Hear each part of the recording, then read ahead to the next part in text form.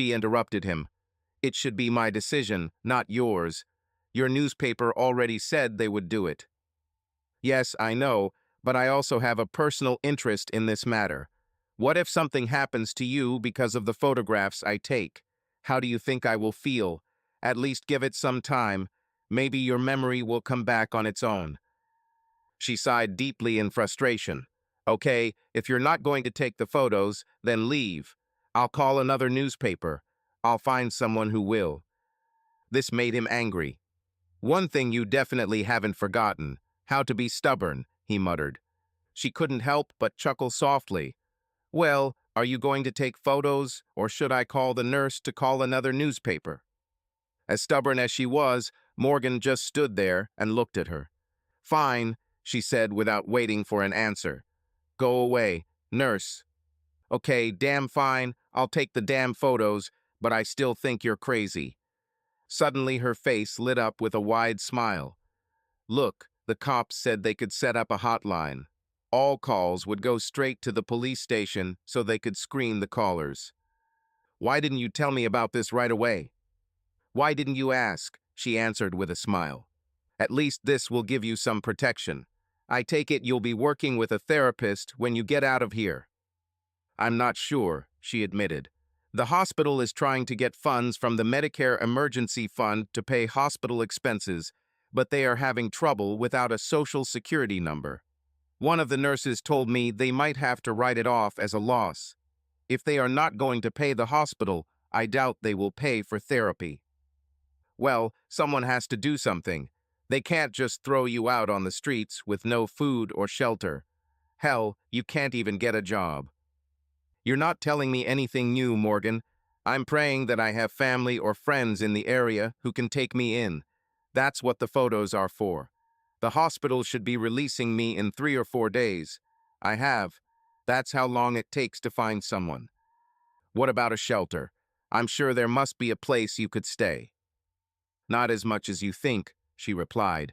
Most of them are for abused women, and they're full. Until this moment, she had remained stoic, but now Morgan saw her tears. In all his experiences as a journalist, he had never seen someone so helpless and vulnerable. He completely understood her desire to publish her photos. She literally had no choice. He walked over to the small table next to her bed and pulled a napkin from the box. Here, he said, holding it out. Thank you. She felt a little embarrassed accepting it. Morgan adjusted his camera to the lighting in the room. Okay, look straight at the camera. Great, he announced after taking a few pictures. I'll edit all the tubes and medical equipment so they won't show up in the photo. That way no one will know you're in the hospital. He took a few more profile shots. Okay, that should be enough, he told her. They'll be in tomorrow's paper. Hope that helps. She thanked him sincerely before they parted. Charlie stopped him as he was leaving the room. Well, did you talk her out of it? No, she has no choice, Charlie. I just hope this works and she finds someone. Yes, I know.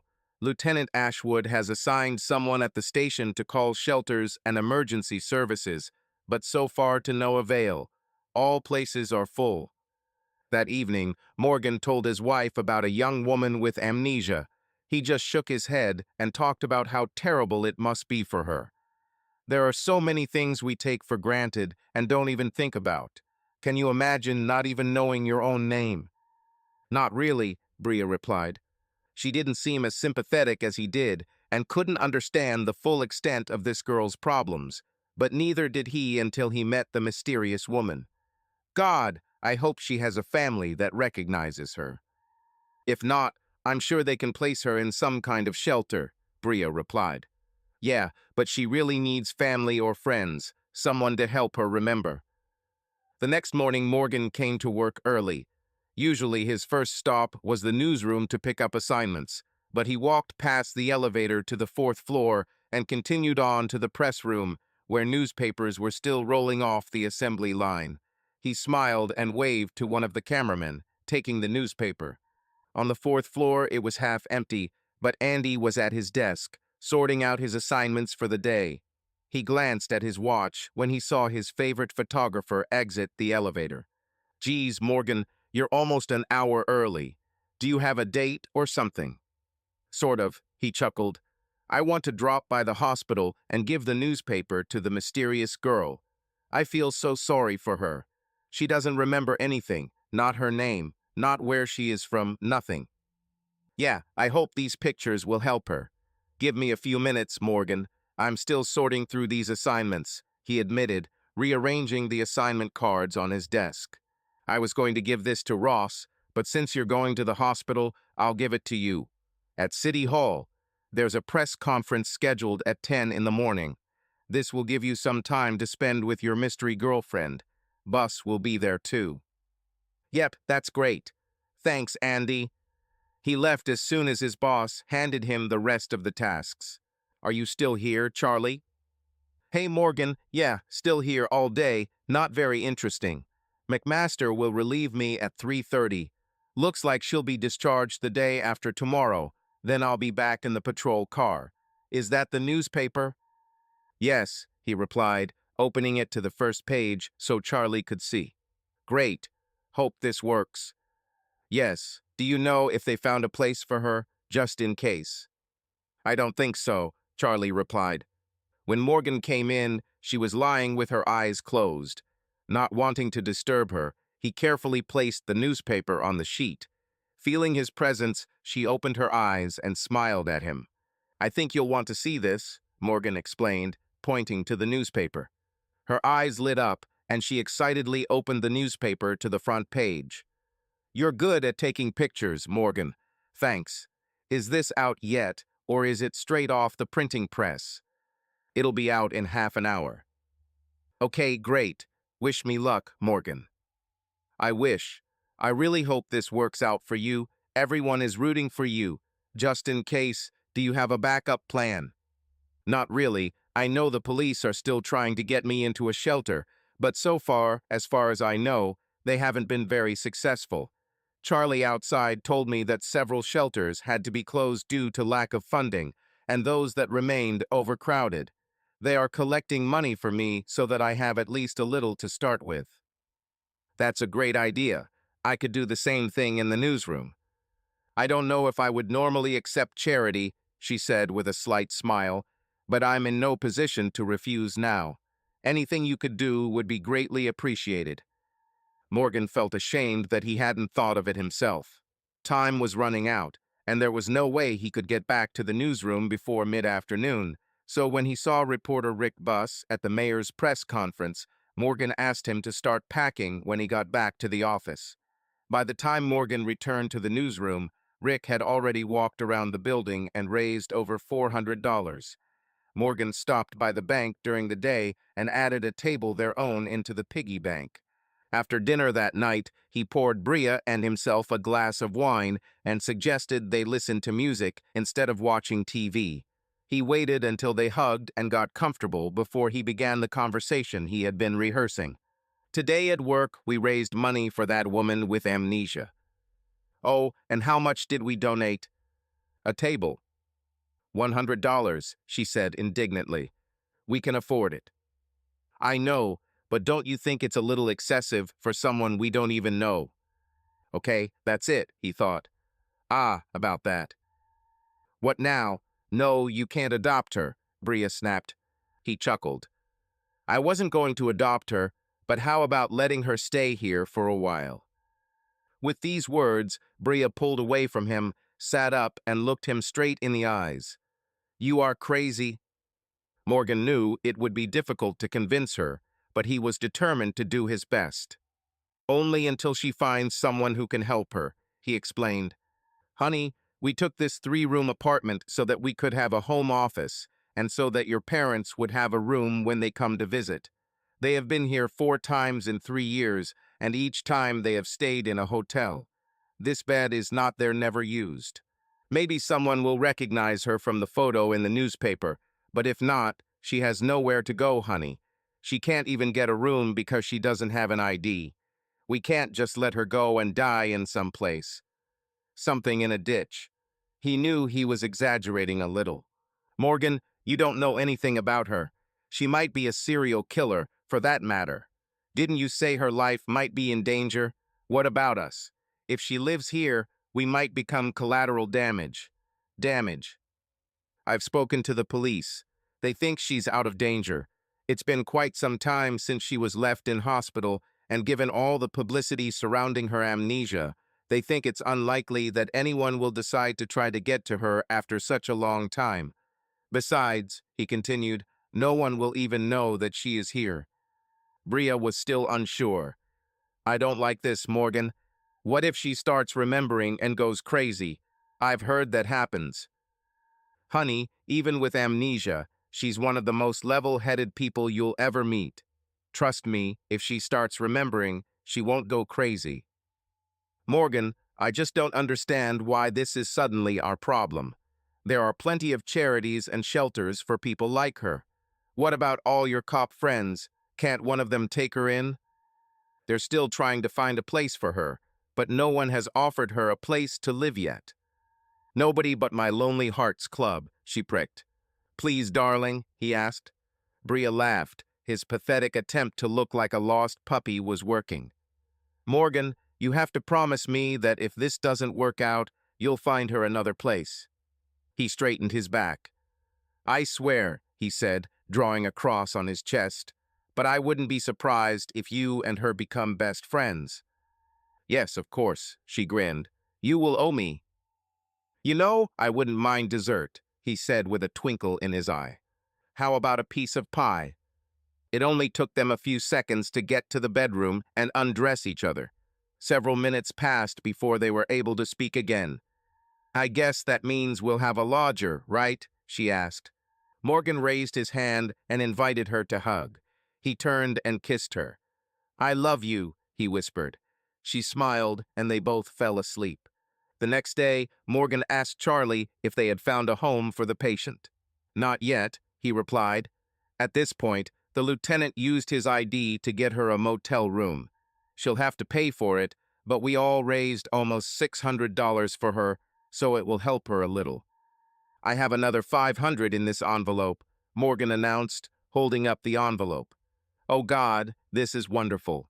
This will give her a little cushion. What's in your bag? One of Bria's tracksuits. I wasn't sure if she had anything to wear when leaving here. Charlie laughed. Well, we did a lost and found search at the station, but there wasn't much there. We found a shirt and men's pants that we thought might work, but I'm sure she would prefer women's clothes. I also talked Bria into letting her stay with us for a while. Are you kidding? No. We have a third bedroom in our apartment that just sits empty. We thought, heck, we're paying for it, so why not use it? Jesus, Morgan, everyone at the station will be happy to hear that. Do you think they will be so happy that they will sometimes drive past the apartment? Bria is a little nervous that someone might still be hunting our mystery woman and that we might be in danger too. Oh yeah, no problem, Charlie replied. I will ask the lieutenant to organize a regular patrol. He was going to do this for any motel she was staying at, so I'm sure he'd have no problem just switching to your complex. It would be much appreciated, Charlie. Seeing a patrol car from time to time will help both women feel much better. The mysterious woman sat smiling as Morgan entered. Although she couldn't hear what he and Charlie were talking about, she recognized his voice. Hey, Morgan, here to see me off? Certainly, and I brought gifts, he said, picking up the bag. What's there? Well, I wasn't sure if you had anything to wear when you leave here, so Bria, my wife, donated some workout clothes and a pair of sneakers. I think you and she are about the same size. Oh, Morgan, please thank your wife for me. The police gave me a man's shirt and pants, but they were too big for me. I'd look like one of those scarecrows in a farmer's field, she joked. That's one more thing, Morgan replied. You can thank her in person if you want. What do you mean? We have a large 3-room apartment. The third bedroom was never used. Bria and I discussed it and decided that you could stay with us until you get back on your feet. She just looked at him, waiting for a joke. You're kidding, right? No, not at all. It's all up to you, of course, but it won't cost you anything. and Bria doesn't work, so you won't have to worry about being alone most of the time. She couldn't help but wonder if there was some ulterior motive behind his proposal. After all, she had only known him for a few days. She looked for signs of evil on his face, but saw only care and kindness. "Are you sure, Morgan? You don't know me at all. Damn, I don't know myself." "We are sure. Now I'll go talk to Charlie while you get dressed. They'll be here soon to take you down. I'm going to take you clothes shopping. Oh, that reminds me, one of the guys at work put together a collection for you," he said, pulling an envelope out of his pocket. "Here's a little over $500 for you." "Oh, Morgan, this is too much," she said, feeling a little overwhelmed. I... He saw tears filling her beautiful green eyes. "Hey, don't do that," he said. "I'd say you deserve a little luck for a change, wouldn't you? Now get dressed," he said, leaving her room. "She's ready?" asked Charlie. "Yes, she is getting dressed. I'm going to take her to the mall so she can buy clothes." "Do you not work?" "I swapped with one of the night shift photographers. I want to make sure she and Bria get to know each other well before I leave them alone." "Good idea," Charlie agreed. At that moment, they saw a nurse approaching with a wheelchair. She asked Morgan if he was related. Once they explained the situation, the nurse left the two men in the hallway and entered the room to check on her patient. "Well, I don't see any white horses in the parking lot, but it looks like you have your own knight in shining armor," she commented with a smile to the patient. "I see you are already dressed, so ready to leave us." "To be honest, I'm a little scared." "Yes, I can imagine. But this guy who's going to pick you up seems really nice. He said his wife will be with you most of the time, so it looks like you're in good hands." "Yes, everyone was so kind. You, the police, Morgan, please thank everyone for me." "Definitely," the nurse assured her. "Now sit down so we can get you out of here," she said, picking up the wheelchair. Charlie and Morgan followed the nurse as she wheeled the patient downstairs to the first floor. "I'll bring the car and meet you at the door," Morgan said. Impressive appearance of crime syndicate boss Vito Generisi perched on the balcony of his Chicago high-rise apartment, overlooking the lake. "Did you want to see me, Vito?" Tony, his assistant, Spinoza, was not that imposing in appearance, but as Vito's enforcer and killer, he was not to be messed with. "Yes, did you see the photo of that woman in the newspaper? The one who doesn't remember anything? Yes, I saw. Do you think this might be the one you shot when you killed Johnny?"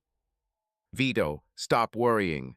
I'm telling you, she couldn't identify me from that distance even if she were alive, which I'm sure she's not. She is probably still lying in the forest where she fell.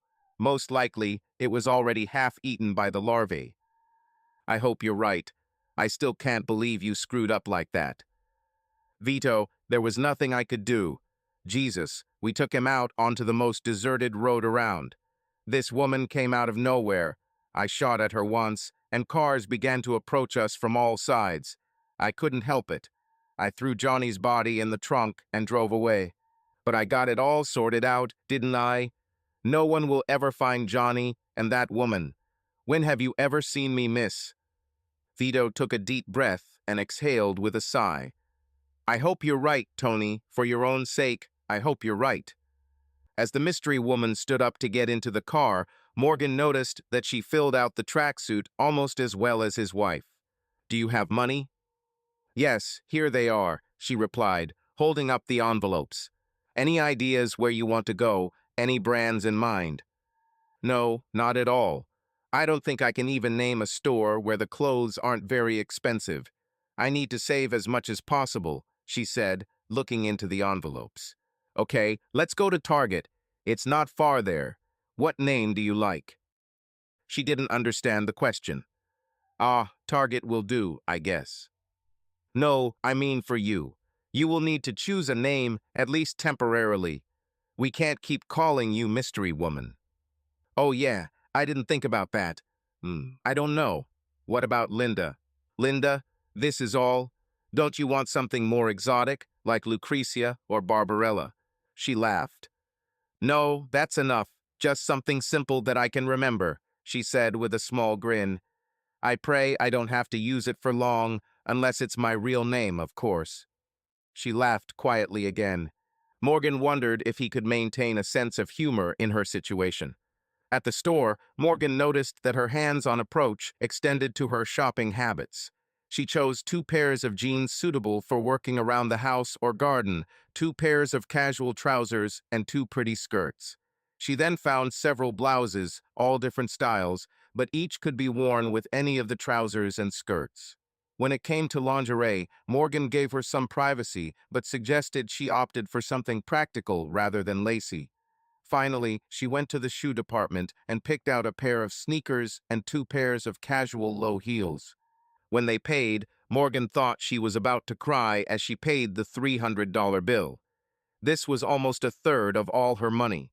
Bria was waiting for them when they returned to the apartment. Morgan introduced them using Linda's new name. She was still overwhelmed by their kindness and generosity. Bria, I don't know how I'll ever be able to thank you and Morgan enough. I never expected something like this, she told them both. Well, we're glad we can help, Bria replied. Listen, Morgan has to go to work in an hour, so I'm making us all lunch. You are hungry? Oh yes, I'm starving. All I remember about food is hospital food. Ugh, Bria replied, making a sour face. Well, it's just soup and sandwiches, nothing special, but I'm sure it's better than hospital food. She'd never thought about it before, but as they all sat down to eat, Bria realized how hard it was to talk to someone who didn't remember anything. What the hell to talk about, she thought. Luckily, Linda had a curious mind. So, how long have you been married? 3 years, Bria said happily.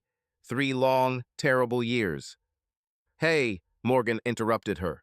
He knew she was joking, but he still had to express his displeasure. Bria laughed. No, I'm just kidding. I couldn't have asked for a better man. I love this stupid idiot to death. I've only known him for a few days, but I agree. He was incredible. Okay, ladies, you. Just then his phone rang. He finished his sentence before answering. You're going to give me a big ego. Hello? Morgan. Yes, it's me. Morgan, this is Jerry Wilson. This was another one of Chicago's best cops. I understand that the mysterious woman is staying with you. Her name is Linda. Yes, she is here now. Linda, is her memory coming back? No, it's the name she chose for herself. We couldn't keep calling her, hey, you, he said, smiling at her across the table. Oh, I see, that makes sense. Anyway, my sister-in-law is a psychiatrist. I just got off the phone with her, and she is willing to work with her pro bono. Her guess is that the woman lived a difficult life, and that the shooting is only the latest tragedy in a string of traumas. She believes that because her brain decided to block the moment she was shot, it decided to block her entire life. She asked me how stable the woman is. She said that when her memory starts to return, it will be very emotional for her. What do you think, Morgan? Will she be able to withstand such psychological pain? Wow, I don't know, Jerry. I need to sit down and discuss this with her. Did your sister-in-law say when she wants to start treatment? No, and there's one more thing. She works in Des Plaines. If you or Bria can't drive her, she'll have to take public transportation, but Stacy's office is only 2 blocks from the Amtrak station. Yeah, I'm not sure how she'll feel about it. Can I call you tomorrow? Of course, here is her phone number. You can call her directly. Good idea. Wait a second. Honey, can you bring me a pen and paper, please? Bria jumped up and returned from her home office a few seconds later, placing her things on the table in front of Morgan. Thank you, dear. Okay, Jerry, dictate. He wrote down the psychiatrist's name, phone number, and office address, while everyone else at the table waited eagerly to find out what the fuss was about. Thank you, Jerry. If this works, we'll all be indebted to you. Time was running out. Morgan had to go to work, so he gave them a summary of the conversation. It was Jerry, another Chicago cop. His sister-in-law is a psychiatrist and said she will work with you to restore your memory for free, but it may not be as easy as it seems. I have to go, but we should discuss this tonight when I get back, okay? Yes, Linda almost screamed with delight. Bria placed a comforting hand on Linda's. Oh, that would be great, she commented. That night, when he returned home, the three of them sat down to discuss the call. Morgan wanted to emphasize how difficult this could be for her. Will she be able to cope with the traumas they uncover during the sessions? Linda was steadfast, determined to do whatever it took to find out who she was and get her memory back. The next day, Bria helped her make the call. They were both sitting at the kitchen table as she dialed the number and put it on speaker so they could both talk. The secretary answered the second call. Dr. Wahlberg's office. Yes, hello, my name is Brianna Johnson. I'm calling on behalf of a woman who has amnesia and can't remember who she is. The doctor's husband's brother told us to call. Oh yes, the doctor said you could call. I know she wants to talk to you, but she's with a patient right now. Is the amnesiac woman with you now? Yes, she lives with us and my husband. Okay, would it be convenient if the doctor called you back in 20 minutes? Yeah, that'll be fine, Bria replied before ending the call. Linda stood up and went to the coffee pot. Her hand shook as she poured them both a cup. Are you nervous? Bria jokes. This was no joke for Linda. I just don't know what I'll do if this doesn't work. I can't stay here all my life. I don't even know if I have any skills or degrees. Damn it, Bria, I could be a psychiatrist and not know it myself, she mocked. Huh, Bria laughed, lost in thought. That would be funny, wouldn't it? Look, no matter what you do, no matter who you are, I'm sure you'll find out. I am, of course, not a doctor, but I know that they have made great progress in medicine. They can even hypnotize you and bring back your memory this way. She remembered something she saw on TV. As they sat and drank coffee, all they could do was wait. Bria watched the minute hand on the kitchen clock, becoming just as nervous as Linda. After what seemed like an eternity, Bria's phone finally. She pressed the speakerphone icon and answered. The doctor introduced herself. Bria began the introduction from their side, telling the doctor that she was on speakerphone and Linda was listening.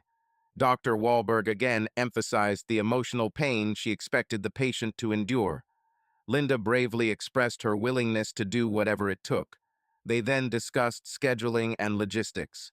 By the end of their conversation, Linda had a good idea of how difficult this could be. She made an initial appointment for the next day, and Bria agreed to drive her. When Morgan returned home later that night, Linda was already in bed, but Bria told him all the news. She also admitted that he was right about their developing friendship. She expressed admiration for Linda's strength and determination. I don't know how she copes, she told Morgan. I would be absolutely terrified. The next morning, Morgan was already at work when Linda slowly walked towards the kitchen. Bria was sitting at the table. You look tired. Didn't sleep well? No, I just couldn't turn off my brain last night. I kept thinking about today, she said, walking over to the coffee pot and pouring herself a cup. I also realized that I forgot to buy something at the store. What exactly? Robe. Oh, you know, I have an old robe hanging in the back of my closet. You can take it. Really? Are you sure? You've already done so much for me. He's yours, Bria said. Thank you. I hate getting fully dressed before showering. Has Morgan already left? Oh yes, a long time ago. He starts at 7 when he's on the day shift. The two women talked for a little while longer before Linda headed to the shower. When she returned, there was an old but adequate terry robe hanging on the corner of her bed, along with 2 lipsticks and some eyeshadow. It took Bria about 35 minutes to get to Dr. Wahlberg's office. They arrived about 15 minutes early when Bria parked the car. Linda just sat there, looking out the window, not saying a word. Bria finally broke the silence. Do you want me to come with you? No, that's not necessary. I'm just a little scared, I guess. Maybe. No, I'm going to do it. she affirmed more for herself. Just being here, I mean, what if I find out something really terrible about myself? I highly doubt that is the case. Now go, you can do it, Bria told her. Linda turned her head and looked at her new friend. You're right, she said with a sigh. So what are you going to do while I'm there? You won't be waiting here in the parking lot, right? No, there's a nice shopping center not far from here. I'll probably just walk by a window shop. I'll be back in an hour to pick you up. Okay, Linda said, opening the door. See you in an hour. Bria watched as her friend straightened her back and walked decisively into the building. Inside, Linda looked at Dr. Wahlberg's office number. A pleasant young woman greeted her at the entrance to the office. Hi, you must be Linda, she said with a friendly smile. The new patient smiled back. That's me, at least for now, she chuckled. The young woman pressed a button on the intercom. Doctor, Linda has come for an appointment. From the door behind the secretary's desk emerged a very professional-looking woman who appeared to be in her mid-40s. She approached Linda with a smile and an outstretched hand. Hello, Linda. I'm Dr. Wahlberg. Please come in, she said, showing the way. Offering her a glass of water, the doctor made the patient more comfortable before starting the session. Linda, have you remembered anything from your past since we last spoke? There is nothing. Fine. As we progress in our sessions, your memory will likely begin to return in quick bursts. It can last only a few seconds, but can also be entire episodes of events. It is rare that all memory returns at once. This usually happens in chunks. If this happens, if you remember something, no matter how briefly, try to determine what triggered the memory, something you saw or heard, a smell perhaps, or a feeling of déjà vu, something that triggered the memory. Always keep a diary with you. If you remember something, write it down, along with what you think caused it. This was very encouraging for Linda. Her doctor seemed knowledgeable. Doctor, what are the chances, that I'll be able to remember? Very good, in fact, she answered immediately. There may be things that your mind refuses to remember, but I am confident that we can reconstruct most, if not all, of your past life. My friend mentioned hypnosis. Yes, it's called regression therapy, but there are several different types of treatment, and different people react differently. The most common method is where we'll start. This is called cognitive therapy. It's like exercise for your mind. I will give you things to read, puzzles to solve, tasks to complete, situations in which you have to make decisions such as these. At first, it will not seem related to memory retrieval, but as the mind expands its thought processes to cope with the additional load, it begins to stimulate the subconscious and awakens parts of the mind that are currently dormant. This takes time, and I don't want you to get impatient. You need to trust me. Can you? Yes, of course, Linda replied. Can you guess the time frame when I will be able to remember something? My real name would be nice. No, I'm afraid not. It could happen next week, next month, or next year. Are you ready to start? Absolutely, she replied enthusiastically. For the rest of the hour, the doctor played association games with her. From the answers Linda gave, the doctor realized that the young woman had indeed lived a difficult life.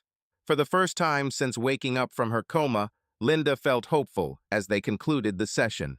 Bria was waiting for her in the waiting room. Well, how did everything go? Well, I was born in Oklahoma. My father is a cattle farmer.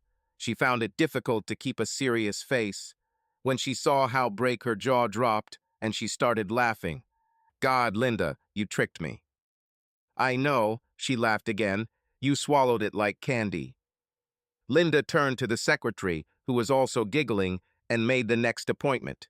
On the way home, Linda asked to stop at the store to buy a diary and some pens. As soon as they returned to the apartment, Linda changed from her skirt to jeans and grabbed the vacuum cleaner. They made a great team. Linda cleaned up while Bria prepared dinner. After a couple of weeks, everything returned to normal. Bria took Linda to the doctor and then walked around the mall until it was time to pick her up. Since they passed by a grocery store on their way back, they stopped in to do some shopping. They had 2 full bags in the back seat when they returned home from Linda's 5th session. "I'll take one bag, you take the other," Bria said as she got out of the car. By the time Linda walked around to the other side of the car, Bria had already grabbed the first bag and headed toward the entrance. Linda leaned into the back door of the car to grab her second bag when she heard the voice of a young man standing 2 cars away, looking in the other direction. "I'm telling you, it's her, alive and well. Hey, you're the one who said the bitch was dead anyway." Linda suddenly saw an image of a dark man looming over her. She screamed, dropped her bag, and ran past Bria, who had just opened the door to the apartment. "Linda, what happened?" She had no idea what had happened, but Linda was panicking.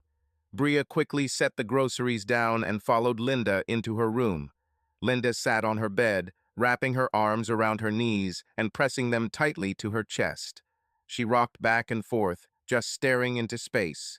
Bria sat down next to her and gently began to stroke her back with soothing movements. "Linda, what happened? Did something happen in the parking lot?" Linda did not answer, continuing to stare into space. "Did you remember something?" Linda looked at her friend and nodded slowly. "Oh God, really? Do you remember what happened to you?" "I heard him. That's exactly what he said. The bitch is dead anyway." "I heard him. He was just in the parking lot." "What? You stay here, don't move." With that, Bria ran back to the parking lot to see if she could spot anyone, but by then the guy had already disappeared. The back door of her car was still open, so she grabbed another bag of groceries and returned to the apartment, locking the door behind her. Linda seemed to calm down a little when Bria returned to her. "There's no one else there. Did you see who it was?" "No, I'm sorry." "I Don't apologize, for God's sake. This is a breakthrough, Linda. You remembered something." Linda put on a strange expression. "What's happened? Do you remember anything else?" "Corey," she muttered. I think my name is Corey." She frowned in concentration, then a small smile appeared on her face. Yes, I'm sure Corey is Corrine," she almost screamed. Corrine. She tried to remember. "Ugh, I can't remember my last name, damn," she screamed with agitated frustration. "What are you doing?"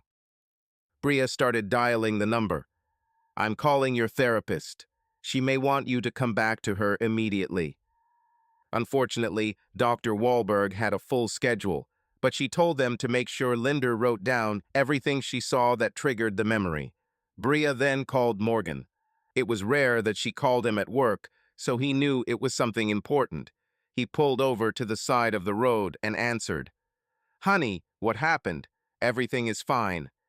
"Darling, Linda's name is Corrine." She continued the story, explaining the whole story. Morgan told her to call the police immediately and have them send someone to the apartment to take a statement. The lieutenant and patrolman were still there when Morgan came back home. He was a little surprised to see someone of such high rank. Morgan had only met the lieutenant a couple of times. The lieutenant introduced the patrolman to Morgan. Alarmed, Morgan sat down with everyone else. "What's going on, Lieutenant?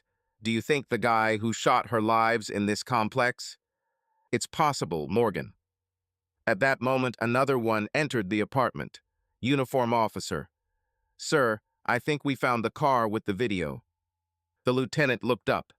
"Video?" "Yes, sir, from the hospital. The car that picked her up." The lieutenant stood up excitedly and looked at the other cop. "You stay here with them," he barked. Morgan followed the 2 officers outside.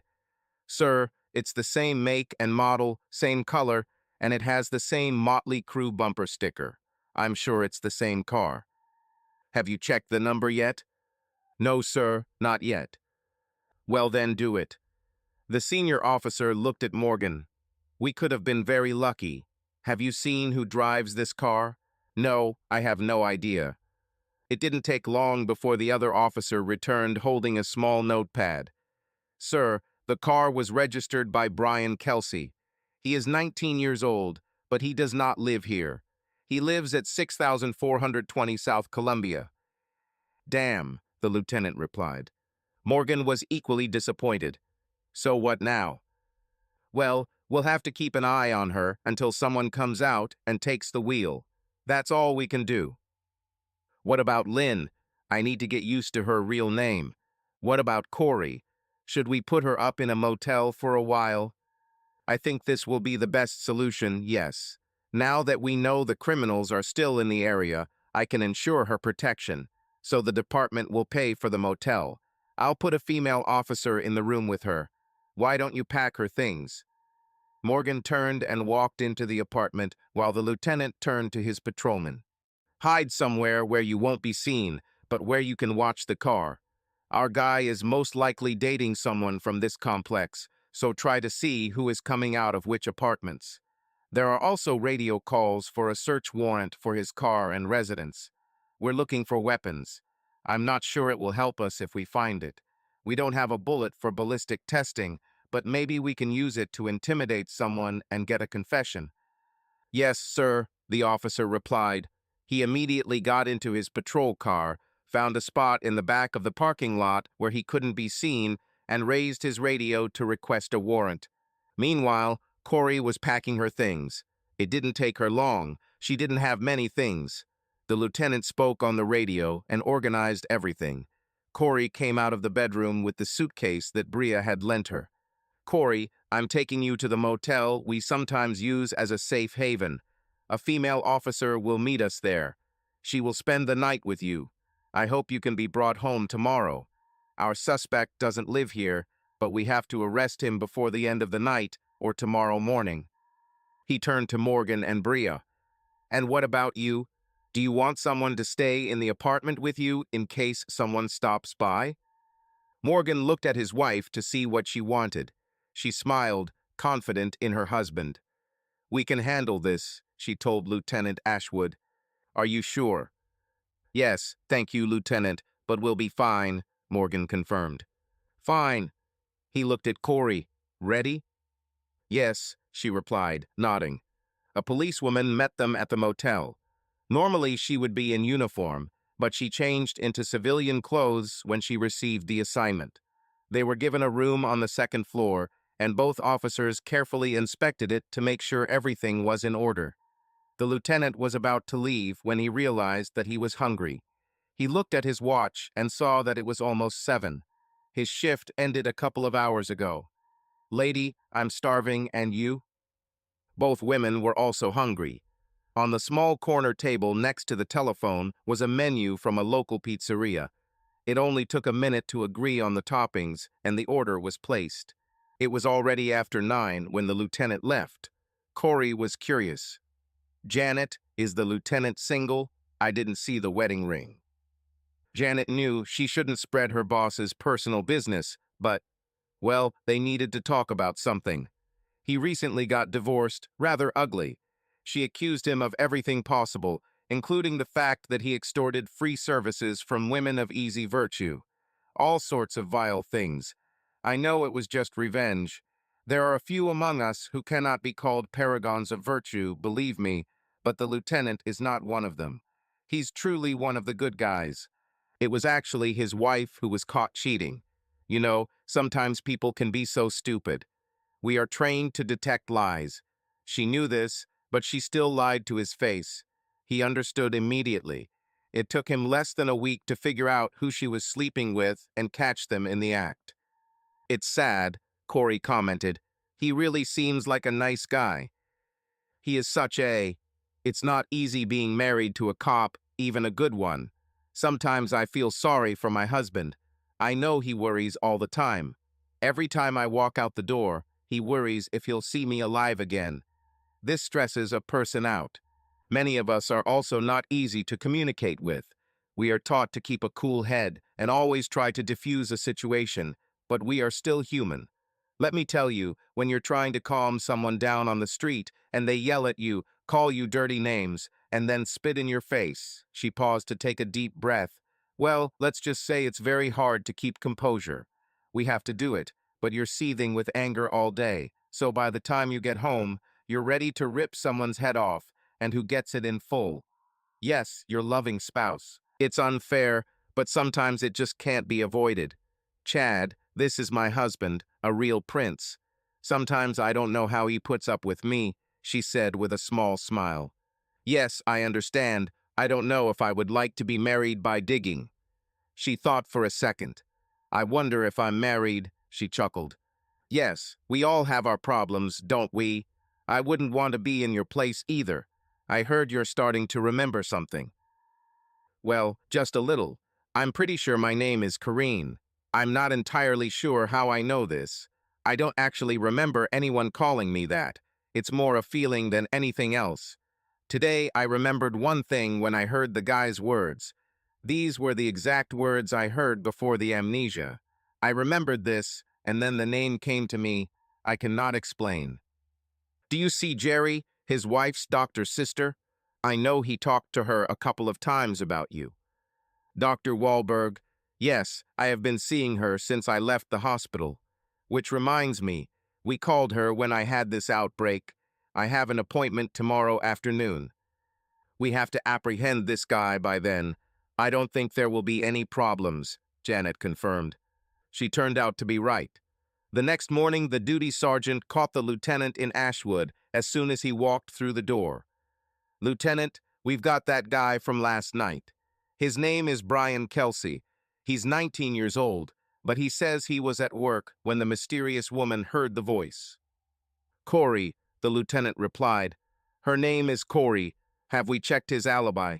Unfortunately, yes, Lieutenant, about an hour ago, but I didn't want to let him go until I talked to you. Fine. Have we found out who he was visiting? Yeah, some friend of his, He checked his report. Carl Langford, 23. He lived there for almost 2 years. Did we bring him?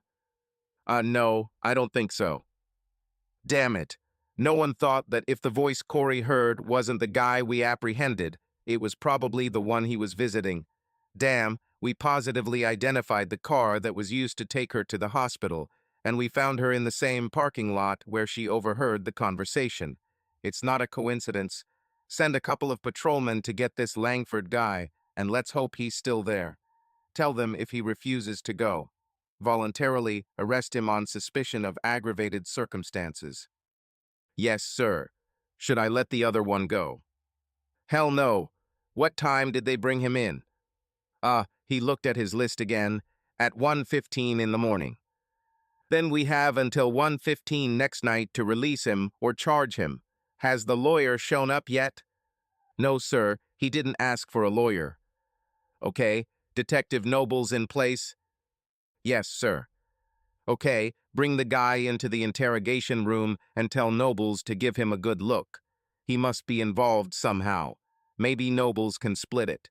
If not, we'll keep him until we bring his buddy, and then we'll play one against the other. I'll be in my office. Let me know as soon as Langford is brought in. It will be done, sir. As soon as the lieutenant's back was turned, the sergeant called Detective Nobles and told him what had been said. While the detective ordered Kelsey to be taken to the interrogation room, the sergeant radioed 2 patrol officers to pick up another suspect. While all this was happening, Janet and Cora were getting ready for the day. While Cora showered, Janet called the station for updates.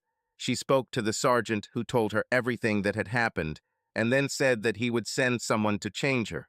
Don't worry about it, Sergeant. My husband is out of town on business for a couple of nights, so I'm alone right now. Cora will need a ride to her therapist later, so I'll just stay with her today. I can't give you overtime when someone else is available. I know, she agreed. I'm not looking for overtime. Okay, I'll call you later and let you know what's going on. Corey had just gotten out of the shower when Janet ended the call.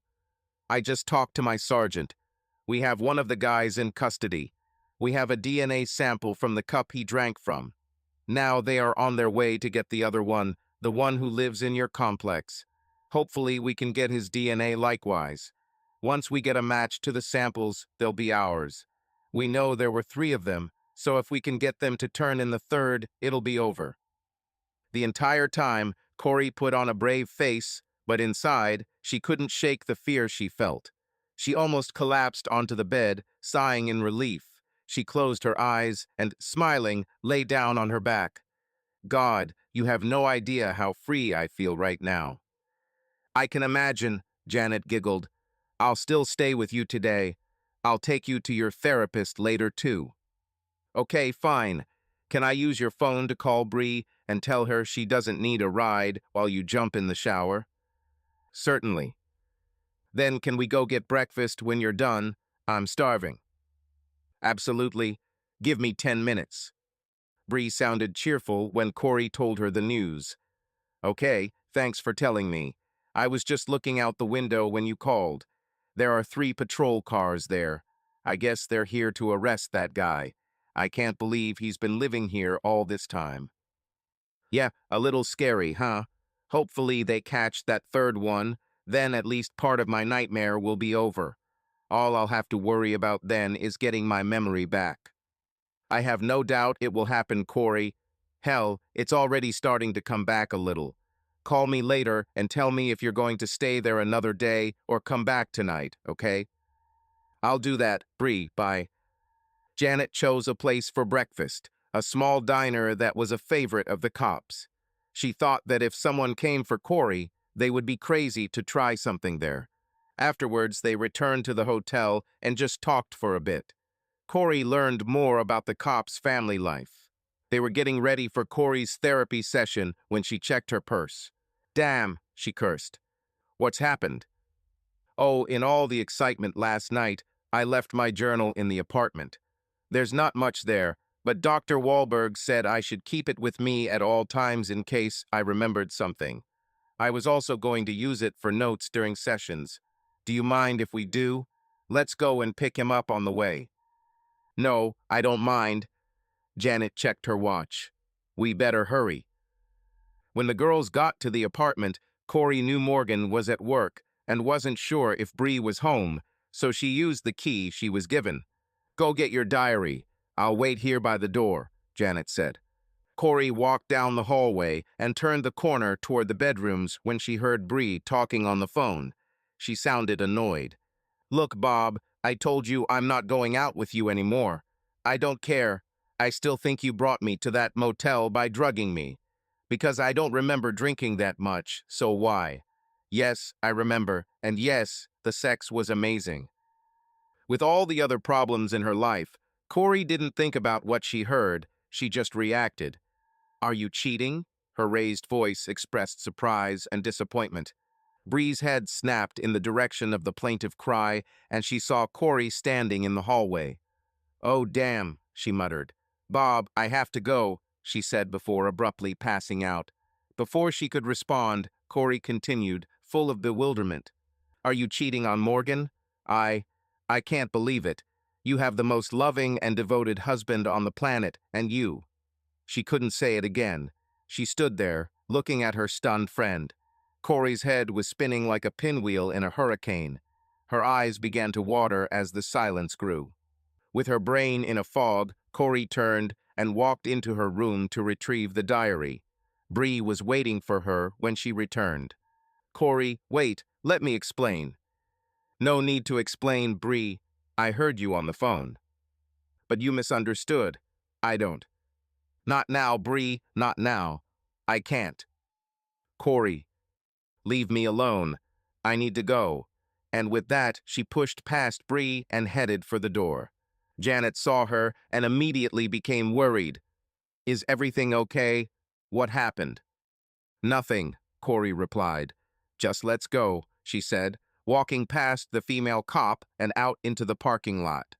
When they got into the car, Janet asked again, Corey, are you sure everything is okay? Did something happen down there that I need to know about? Corey remembered Janet talking freely about the lieutenant's family problems and didn't want to give her anything new to talk about. No, Janet, I'm sorry if I was rude. It's nothing to worry about, honestly. Okay, Janet replied. The walk to Dr. Wahlberg's office was silent. Janet came inside with Corey and said she would be waiting in the waiting room. Dr. Wahlberg immediately noticed Corey's depressed state. You seem upset. Are you starting to remember something more? She asked. Corey fiddled with her hands subconsciously as she sat down. Her thoughts were so busy that she almost didn't hear the doctor's question. No, no. Whatever we discuss here will remain between us, even if it doesn't involve my memory, right? Yes, that's right. What's bothering you? The doctor watched Corey carefully. The excited young woman looked at the floor, biting her nail. She was fiddling with her hands and biting her nails, something she had not done on previous visits. Something was really bothering her. Corey took a deep breath before speaking. The people I'm staying with now are amazing. I was a complete stranger to them, but they offered me a place to stay, took me shopping. I didn't pay for food or rent. Nothing. They literally gave me a place to stay. Life for free until I can figure it out. How can I thank someone for something like that? Dr. Wahlberg knew it wasn't just about thanking her friends. Do you feel the need to thank them right now?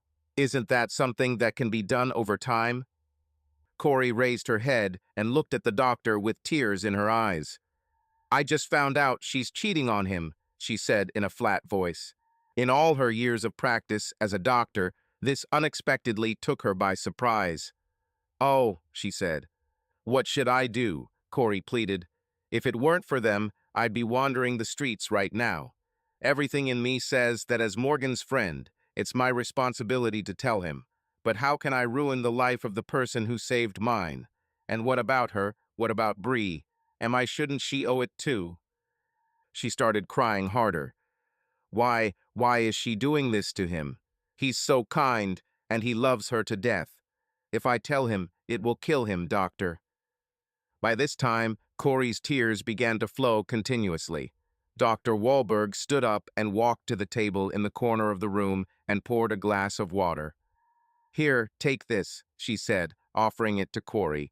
Taking a box of tissues from the table, the doctor placed them next to the crying patient. It took Corey a few minutes to calm down. What should I do, doctor? You probably encounter such things all the time in your work. Tell me what to do, please. I wish I could, Corey. I'm not a marriage specialist, it's not my field, but like you said, these things happen. Unfortunately, I've never found a one-size-fits-all approach. There are a million different reasons why people cheat on their spouses. And it's never just one thing.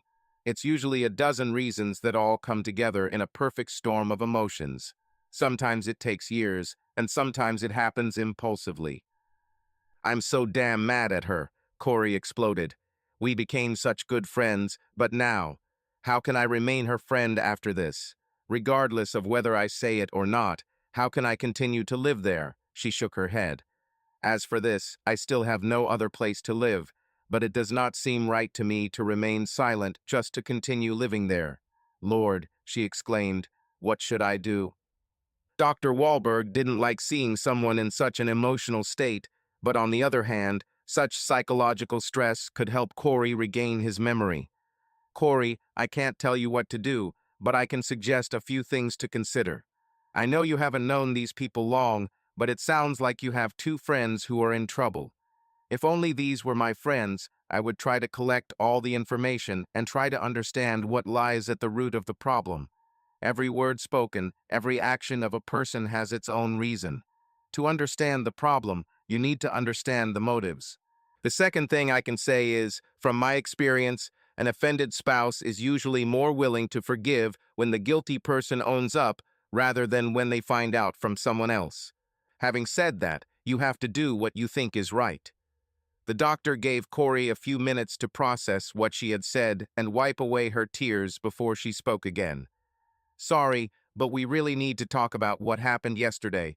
Try to relax and tell me in your own words what happened.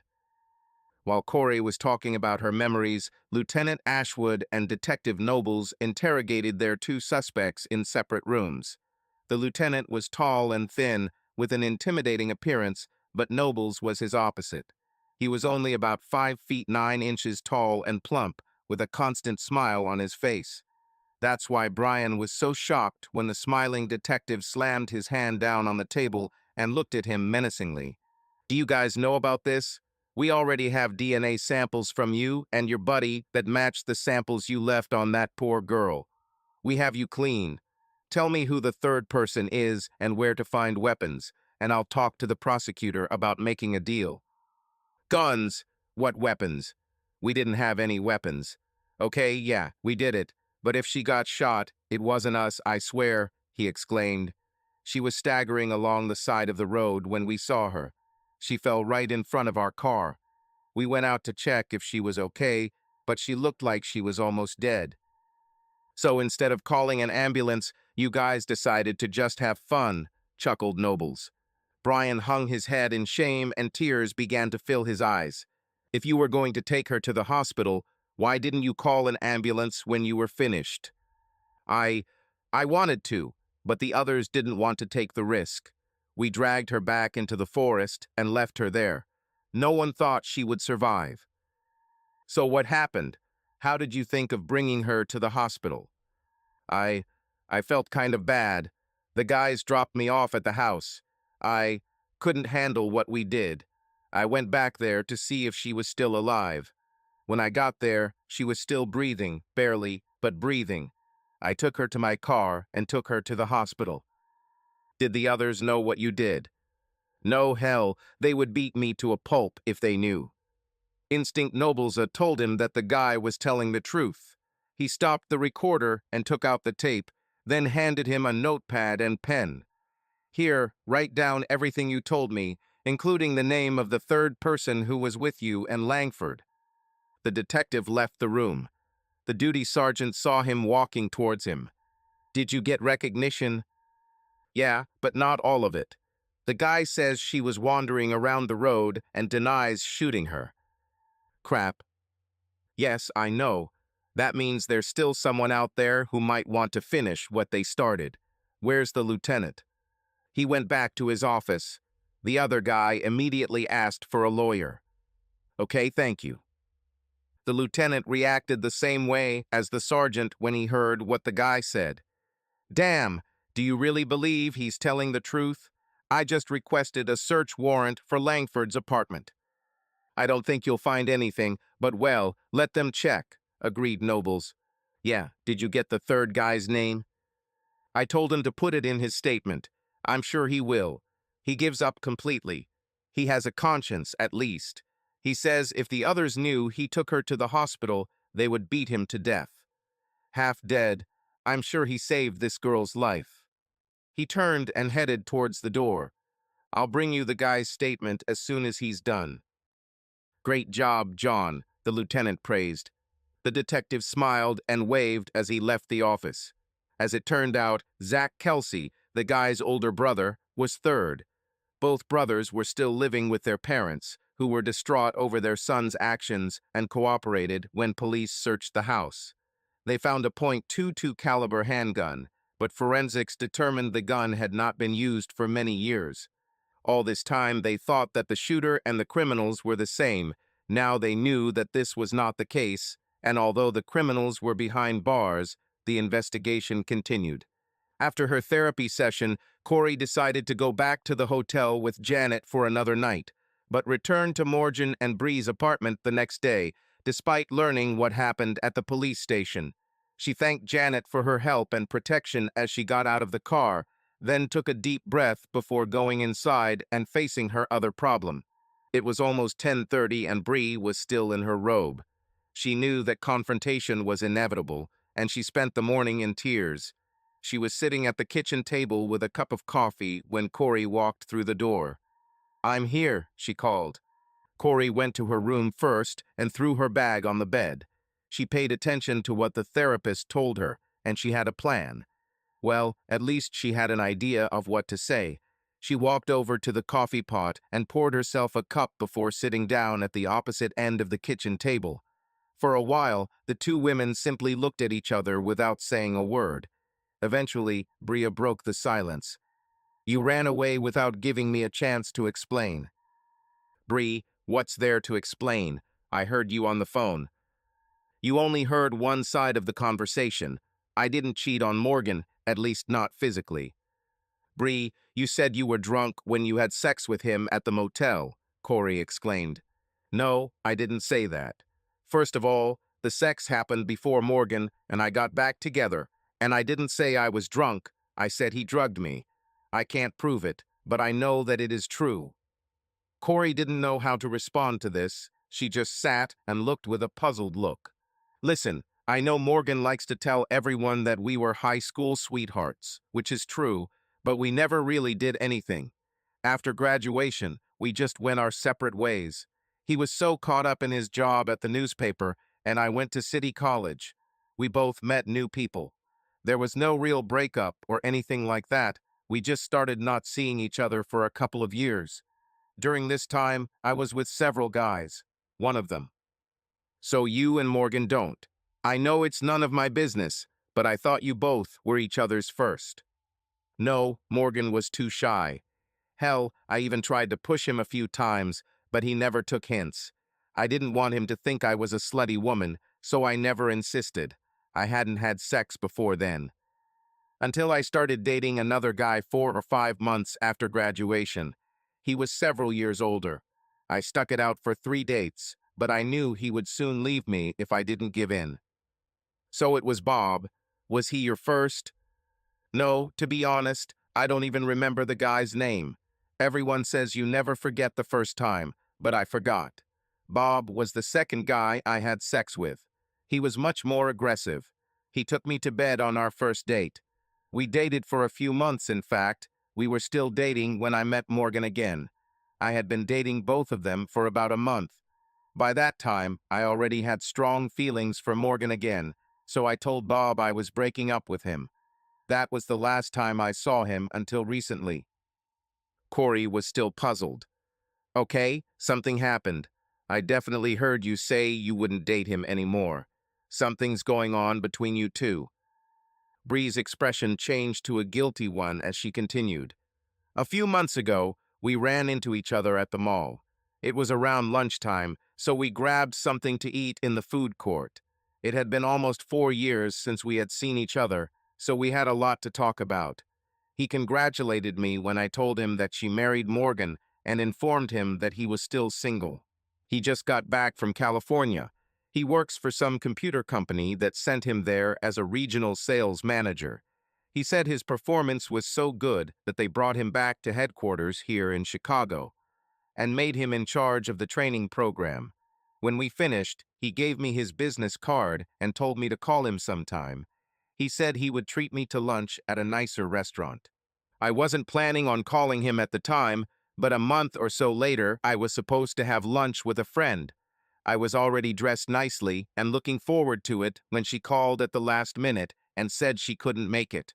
I was very disappointed. I thought about Bob and decided to find out if he would be available in such a short time. So, that lunch turned into several more, and when Morgan went on the night shift, the lunches turned into dinners. I knew I was crossing the line, but honestly, I had no intention of sleeping with him. Corey shook her head. So you literally dated this guy while poor Morgan was working. Bree, I thought you knew you shouldn't date a guy who can drug you for sex. Corey, I certainly didn't know he was planning anything like that. The last time we had dinner was a couple of weeks before yours moved. He wanted to go dancing. I had my doubts, but in the end I agreed. I told him I only had an hour because I needed to get home. Honestly, I don't know how we ended up from the club to the motel, but the next thing I remember was Bob hugging me as we walked down the hallway to the room. I know I must have been out of control because I was freaking excited. My brain was telling me to stop, but my body couldn't wait. Luckily, some guy came into the room and stopped it before it got worse. Too far away. I still don't know who it was. I guess he worked at the hotel.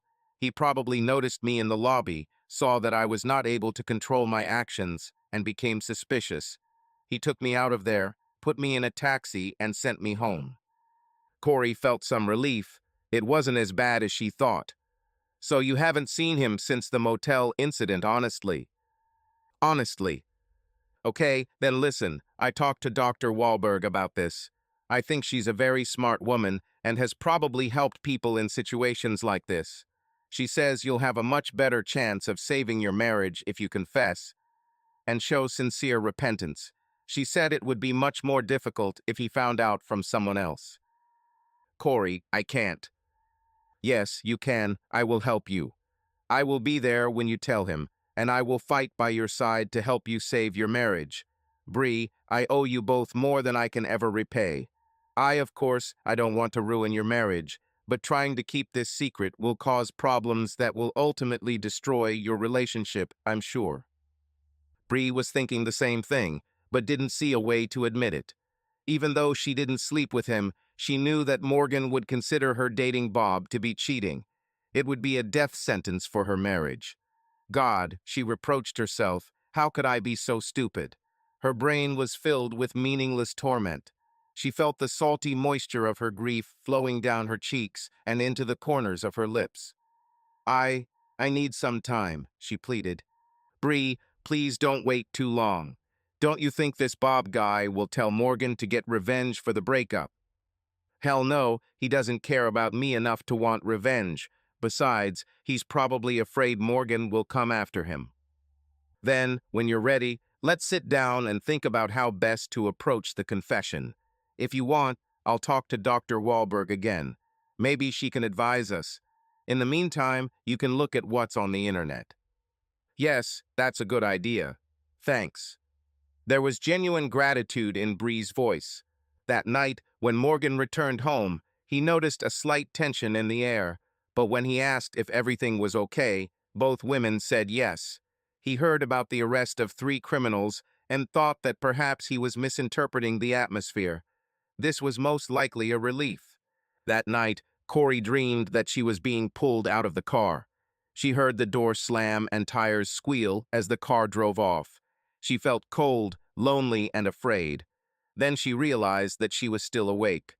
I remember, she whispered to herself. She swung her legs off the bed and sat up. She put her head in her hands and desperately tried to remember more. Her eyes clenched tightly as she concentrated. She felt her heart pounding and she was crying. It was her mother. She was in trouble. No, no, she said out loud as the memories began to fade. She anxiously reached for the diary on her nightstand and began quickly writing everything down while the memories were still fresh in her mind. When she finished, she sat and cried quietly. What's happened? What happened to her mother? Who pulled her out of the car? Not knowing was worse than not remembering at all. She lay down again and eventually fell asleep crying. The first thing Corey woke up the next morning was to check her diary to make sure it wasn't a dream. It was all there. The screaming, the crying, the feeling of fear and loneliness when someone pulled her out of the car and closed the door. She began to wonder if she really wanted her memory back. Until now, it has been nothing but terrible memories. The smell of coffee beckoned her to join Bree in the kitchen. She put on her robe and went to the coveted drink. Oh, she cried and turned her back to wrap the robe tighter and tie the belt. Sorry, Morgan, I didn't know you were home. You're usually already at work by this time. Morgan smiled at the brief glimpse of the nudity. Today is Saturday. I have a day off today and tomorrow. On Monday, I start working the night shift. His schedule was confusing. She didn't even try to understand him. Corey felt herself blush at the unintentional exposure. Where's Bree? She asked, heading towards the coffee pot. Getting dressed. She'll be out soon. Corey took the cup and sat down. I'm starting to remember a little more. Morgan's eyes widened. This is amazing. Yeah, I'm not sure. It seems like something happened to my mother when I was little. I also remember someone pulling me out of a car, but that seems more recent. At that moment, Bree entered. Honey, Corey is starting to remember things, he told her. She glanced at her friend as she poured herself a cup of coffee. Is it true? Yes, but so far all I remember is quite unpleasant. They're just short flashes. I can't even put them into any context. At first, I thought I was dreaming last night. I was half asleep, like before I fell asleep. I could hear the woman screaming. Then I realized that I was still awake. I think it was my mother. Oh God, Corey, that's terrible, Bree responded. Yes, I hope my whole life hasn't been like this, one tragic incident after another. I was warned about this, but I didn't think about it, and now. Corey stopped mid-sentence just as the doorbell rang. Morgan and Bree exchanged glances. It was barely 8:30 on a Saturday morning. Who could be at the door? I'll open it, Bree offered. Make sure you look through the peephole first. Don't open it if it's someone you don't know. Morgan was still cautious, just in case. He and Corey heard Bree opening the door and muffled voices. A few moments later, she returned with a tall, slender man behind her. Corey sat with her back to them. "Lieutenant," Morgan greeted in his surprised voice. He looked at Morgan first, then watched as Corey instinctively wrapped her robe tighter. "Please, off duty, I'm Gerard, lieutenant reserved for the station." "Gerard," Morgan amended, "can I get you a cup of coffee?" "If it's no problem," he replied. Morgan pushed his chair back to make room as Bree poured him a cup and placed it in front of him before sitting down herself. "So, Gerard, what brings you here Saturday morning? Any news on the case?" Morgan asked. "Not really. That's why I came to see if you remembered anything else." He smiled at Corey. Corey told him that she had begun to remember bits and pieces, but nothing that could help with the investigation. During the conversation, it seemed to her that he was clumsily trying to flirt with her. She felt awkward wearing only a robe. All things considered, she hadn't had a single sexual thought since she woke up in the hospital.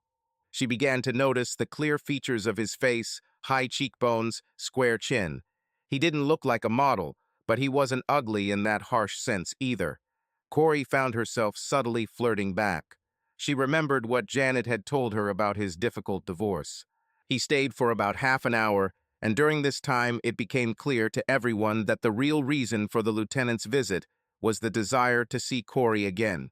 Bree walked him to the door and then returned to the kitchen.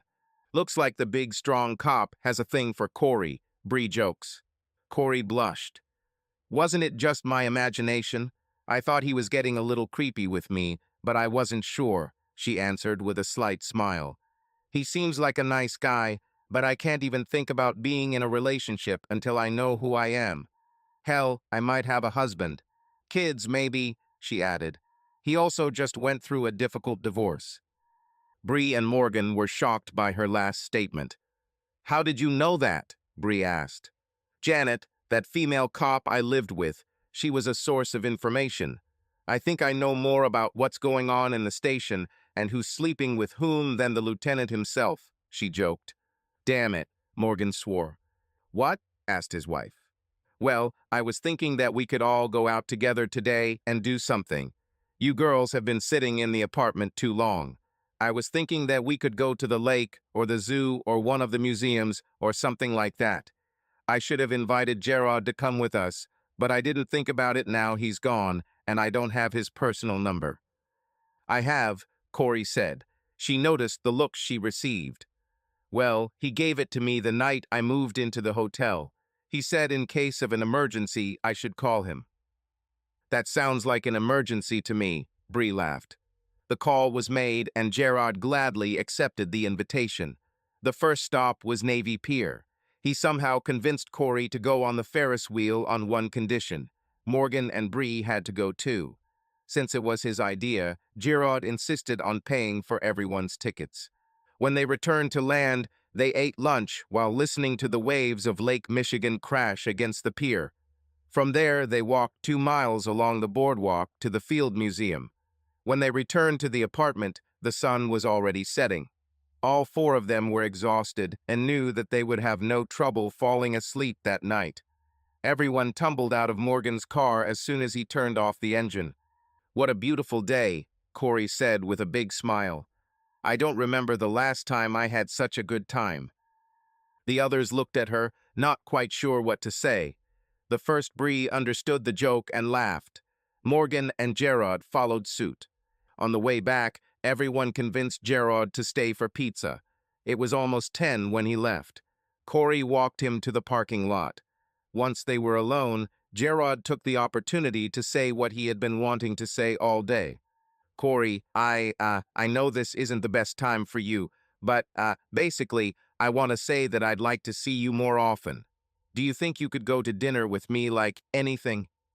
He hadn't been too secretive about his intentions all day, so it didn't come as a shock. She liked him too, but one thing bothered her. "Gerard, do you think you're ready to start dating so soon after your divorce?" Now he was shocked. Damn it, She knew more about his life than her own. His brain began to work at high speed, trying to understand. Then he realized, Janet, the most talkative woman in the 18th precinct, he said with a smile. Oh, I hope I didn't put her in a bad position. No, not really. Everyone knows about Janet's chatty nature. To be honest, I wasn't sure myself until today. I really enjoyed spending time with you, Corey. I'm ready. She smiled. In that case, I'll be happy to go to dinner with you. They were both smiling when they parted. Later that week, Corey told her therapist about the flashbacks. Do you know what could have caused them? Asked the doctor. Corey tried to remember, but the doctor already had a good guess. Last time you were here, Corey, you were telling me about your friend who was cheating on her husband. Could that have been a factor? You're right, I talked to Bree that day about it. I told her what you said about confessing. Dr. Wahlberg nodded her head. The catalyst for Corey's memories was becoming obvious. It's obvious that you've had a lot of stress in your life, Corey. This is most likely the cause of your memory loss, and I'm afraid this will be the impetus for memory recovery. Not the words of encouragement Corey was expecting. Between knowing what 3 men did to her, not knowing if someone was trying to kill her, and her friend cheating on her, more stress was the last thing she wanted. Still, if it would help bring back her memory, she was willing to do whatever was necessary. By the end of the session, Corey couldn't resist telling the doctor about her tall cop. Are you talking about Lieutenant Ashwood? Yes, do you know him? Of course. He works with my brother-in-law, Jerry Wilson, remember? Jerry is the one who begged me day and night until I agreed to take your case. Right, sorry, I never thanked him. I really need to send him a thank you card. He asked how you were doing several times. You seem to be something of a celebrity at the precinct. Yes, at least that's what Jerry says. It's good to see that Gerard is starting to go out into the world. All his colleagues want him to start enjoying life again. He's a good man with a good head on his shoulders. Everyone knows that he'll be promoted to commander and will give you your area. No problem, I mean. There's no reason why I shouldn't date him. No, no problem, answered the doctor. The session was a success and Corey left the office with a big smile. Bree joined her as they made their next receptionist appointment for the following week. On the way home, they stopped so Corey could buy a thank you card. A little later, while Bree was preparing dinner, Corey sat at the kitchen table, writing a thank you note to Jerry Wilson. Around the same time, Mafia boss Vito Genesi called his performer. The FBI found Johnny's body. Tony's jaw almost hit the floor. No way in hell. We dug all night to make sure they buried him deep enough that no one would ever find him. Yeah, well, someone found her, and I have even more bad news for you. Remember that girl at the hospital? Well, rumor has it that she was found staggering around not a mile from where you killed him. I knew the timing was too suspicious, but you were so sure you hit it. You never miss. Do you still think you never miss? He angrily challenged. Okay, like I said, she came out of nowhere. She caught me off guard, but I'm telling you, boss, she was too far away to recognize anyone. So you keep talking. Besides, isn't she the one who doesn't remember anything? Yeah, well, I'm not going to take any chances. I want this girl eliminated. Do you think you can handle it? Tony lowered his head. Yes, sure. Okay, she's staying with some newspaper reporter, or photographer, or something like that. Find her, and Tony, don't screw it up again. The mafia boss's warning was clear. If he screwed up again, the next one to go down would be himself. I can handle this, Vito. If the information about the newspaper was true, Tony would quickly find it. The mafia had eyes and ears all over the city, including the police and newspapers. A couple nights later, Bree was sitting on the couch watching a late-night talk show when Morgan returned home from his night shift. She immediately realized that something was wrong. He didn't greet her with his usual kiss. In fact, he didn't greet her at all. Instead, without saying a word, he headed straight to the kitchen and grabbed a beer from the refrigerator. Corey and Gerard just got back from a date. They were talking in the parking lot when Morgan pulled up. Gerard was busy looking Corey in the eye, but she was watching Morgan. "Something's wrong," Corey said. "Why? What do you mean?" She could tell Morgan was angry by the way he opened the car door and got out. "I'm not sure," she replied, "but I hope it's not what I'm thinking. I'd better go inside. Do you want me to come with you?" "No, no." She quickly kissed Gerard on the lips. "I can handle it," she said, and before he could get out and open the door for her, Corey was already briskly crossing the parking lot to the apartment. Not knowing what was going on, Gerard had no intention of leaving until he was sure everything was okay. He turned on the radio and leaned back in his seat. When Morgan didn't return to the living room, Bria went to look for him. She found him sitting at the kitchen table with a beer. He seemed to be having difficulty breathing. His eyes were glassy, as if he had been crying, and she could feel the tension from across the room. Bria carefully took a chair on the other side of the table. "What happened, dear?" Morgan was leaning to one side, looking at the beer he was rolling in his fingers. "Remember Stan McCarthy? We went to his Independence Day party a couple years ago. He was a sergeant in the service." "Weak," she replied. "I remember the party, but almost everyone there was police. I don't remember one from the other." "Well, he remembers you. He told me several times at that party how lucky I was." Morgan spoke in a monotone voice that was starting to scare Bree. He was clearly not himself. She was starting to get nervous. "Darling, what happened? Did something happen to him?" Without answering her directly, Morgan continued his monotone speech. He took night classes to become a detective.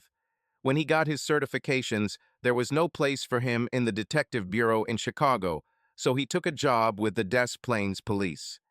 Suddenly, the hairs on the back of Bree's neck stood on end. Des Plaines was where she met Bob. Morgan continued. "He was recently at the Cherry Lane Motel on Oakton investigating a robbery, and guess who he saw walking in with some guy?" "No, no, this can't be," she told herself. There was no longer any doubt. The Cherry Lane Motel was where Bob had taken her. Through her wet eyes, she could now see the rage on her husband's face. Stan was at the front desk when some Robert Custins checked in and got room number 122.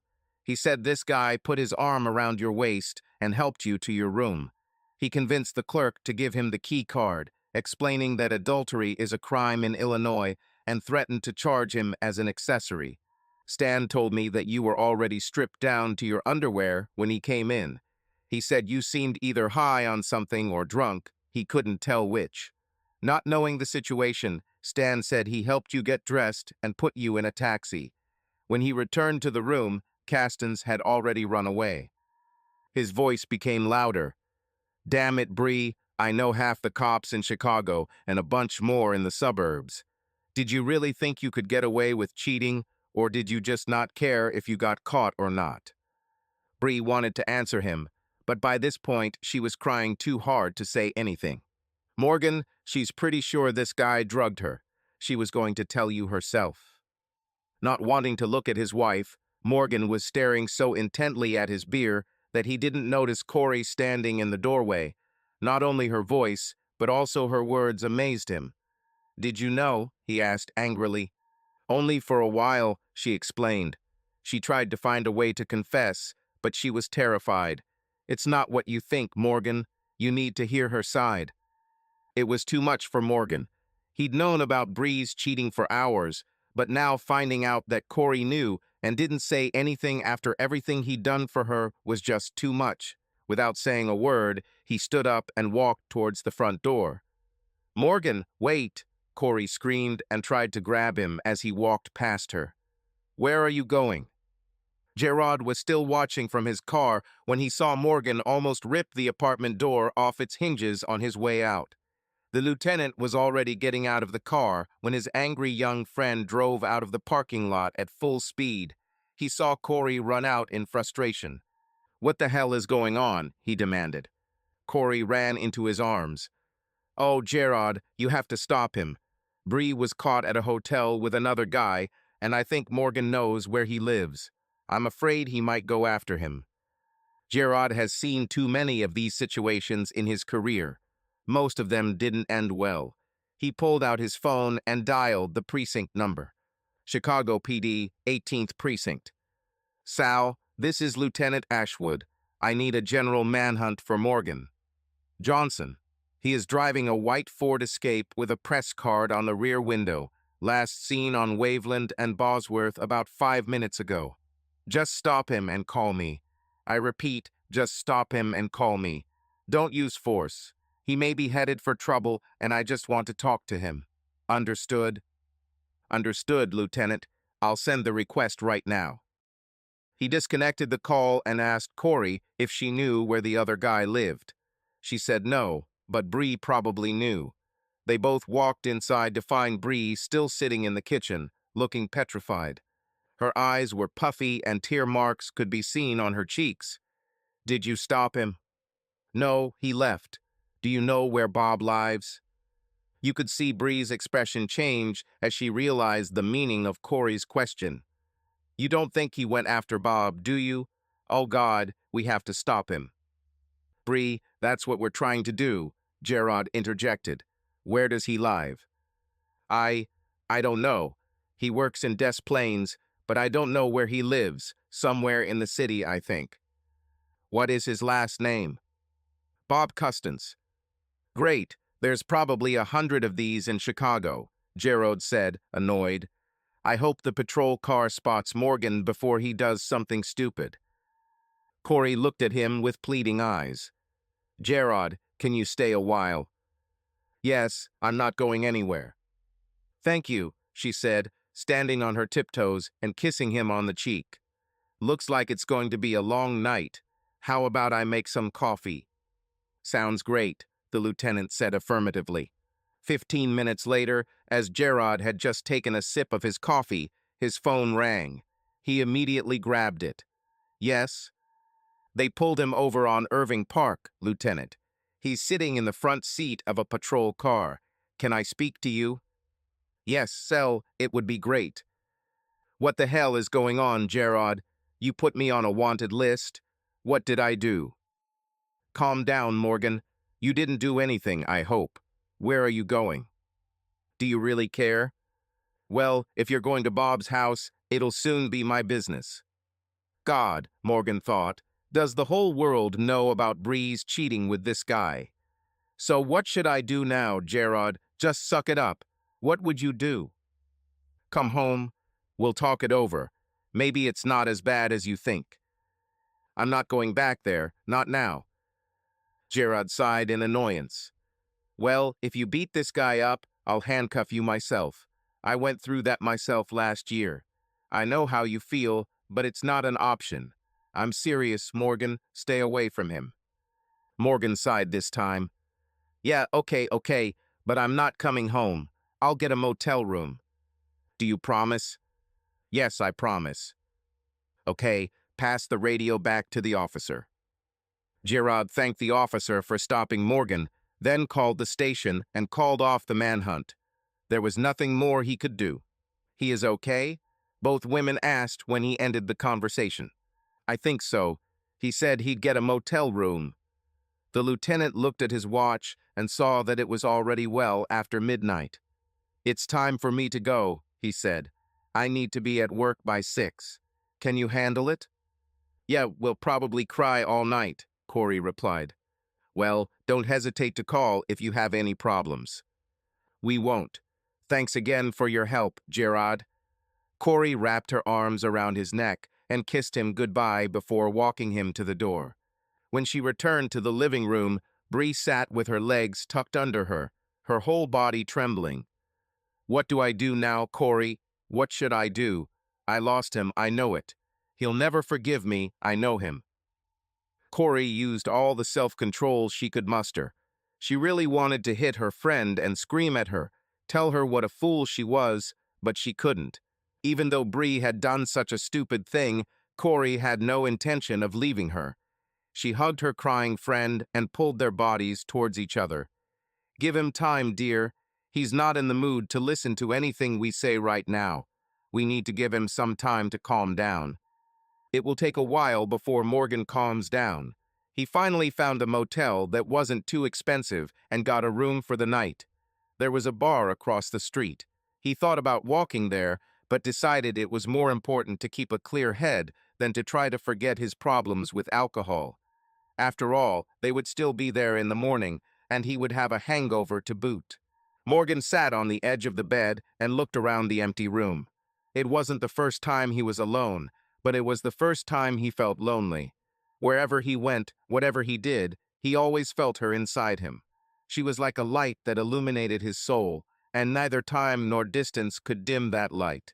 Until now, sitting there, he felt empty inside, saw only darkness, and suffered from thoughts of betrayal. Moisture began to accumulate in his eyes, and his vision began to blur. He took a deep breath and pushed his grief aside.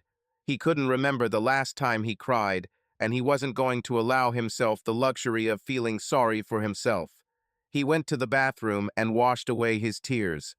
When he returned, Morgan was stretched out on the bed and crossed his fingers behind his head. Dozens of questions plagued his mind, but one kept coming back again and again. Was this Bob the only one, or were there others? He felt such a fool, such a loser.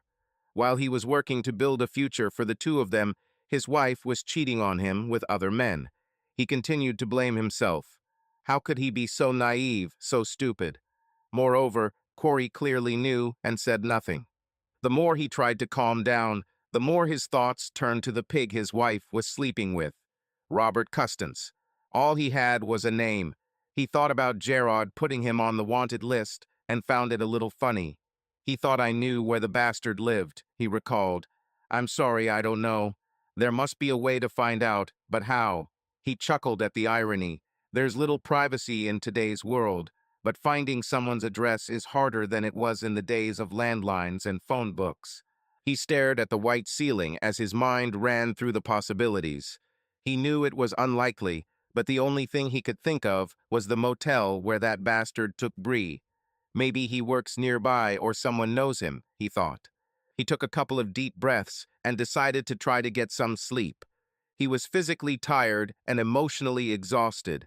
He'll be able to think better in the morning. The light of the new day barely broke through the dark curtains that covered the windows. Corey and Bree fell asleep on the couch and woke up with neck pain and heavy hearts. Morgan drifted in and out of sleep several times during the night, but finally gave up and stopped trying to sleep when he saw light through the curtains. Even Gerard didn't sleep well. He got to know Morgan better when he started dating Corey, and he liked what he learned. He's seen this too many times. The guys who were the real victims lost their jobs and even ended up in jail for doing something stupid. He didn't want this to happen to Morgan. On the way to the office, Gerard noticed Charlie Watt standing guard outside Corey's hospital room. He remembered what Charlie had said about Morgan. "Hey, Charlie, can you come into my office for a minute?" "Of course, Lieutenant, what happened?" he asked as he followed his boss. "Charlie, how well do you know Morgan Johnson?" Pretty good, I guess. My wife and I have gone to shows and stuff with him and Bree a few times, and sometimes we play golf together. Why? Is he the type who would take revenge because someone hurt him?" Charlie's mouth opened in surprise. "What did you do, boss?" "Not me, idiot," he said with a smile. "Just someone who hurt him." Now Charlie was worried. "I don't know. I know that he doesn't back down. He was with us when we took that nasty place last year. One of the clients threatened him. Before I could say anything, Morgan pinned the guy against the wall and growled something at him. I didn't hear what he said, but it seemed like he put the fear of God into the guy. When Morgan released him, he took half a dozen pictures and nothing more was said. I don't know about revenge, but I wouldn't want to be on his bad side." That's really not what Gerard wanted to hear. "Okay, thanks, Charlie." "What's going on, Lieutenant? Is he in trouble?" "I can't say, Charlie, but you might want to contact him after your shift today." Bree and Corey sat at the kitchen table with cups of coffee, discussing what to do. They didn't want to intrude, but they also didn't want him to think they didn't care. They decided to send him several text messages throughout the day. Bree sent her first message a little after 8 in the morning. Please believe me when I say that I never had any intention of sleeping with Bob and did not. I admit that some of the things we did would not have passed the test of fidelity, and for that I deeply, deeply apologize. Corey sent the next message a couple of hours later. It was short and to the point. I owe you so much. I'm sorry I didn't tell you, but I just didn't have the heart to hurt you like that. Morgan was at Denny's for breakfast when the first message arrived. He looked at him, but the words had no meaning to him. He was too busy trying to figure out how he would find the address Castence if nothing worked out at the motel. He heard his phone vibrate with several text messages throughout the day, but didn't check them. He had other concerns. He was heading to work when his phone rang. He looked at the screen and saw that it was Charlie. After answering, Charlie suggested they have a beer, but was disappointed when Morgan told him that he would be working the night shift all week. Reluctantly, Charlie said goodbye, never knowing what was bothering Gerard so much. As soon as Morgan entered the newsroom, he picked up his assignments and reviewed them. He made one call and agreed to move one task half an hour earlier. This gave him enough time between missions to get to the Cherry Lane Motel and ask a few questions. He arrived there a little after 7. There was no one in the lobby and only one young man behind the counter. Morgan put on his friendliest smile and walked over. "Hi," he greeted. The young man responded with the same smile. "Yes, sir. How can I help you?" "I was just wondering if you worked that shift last month when there was a robbery here. Are you a detective? Did you catch him?"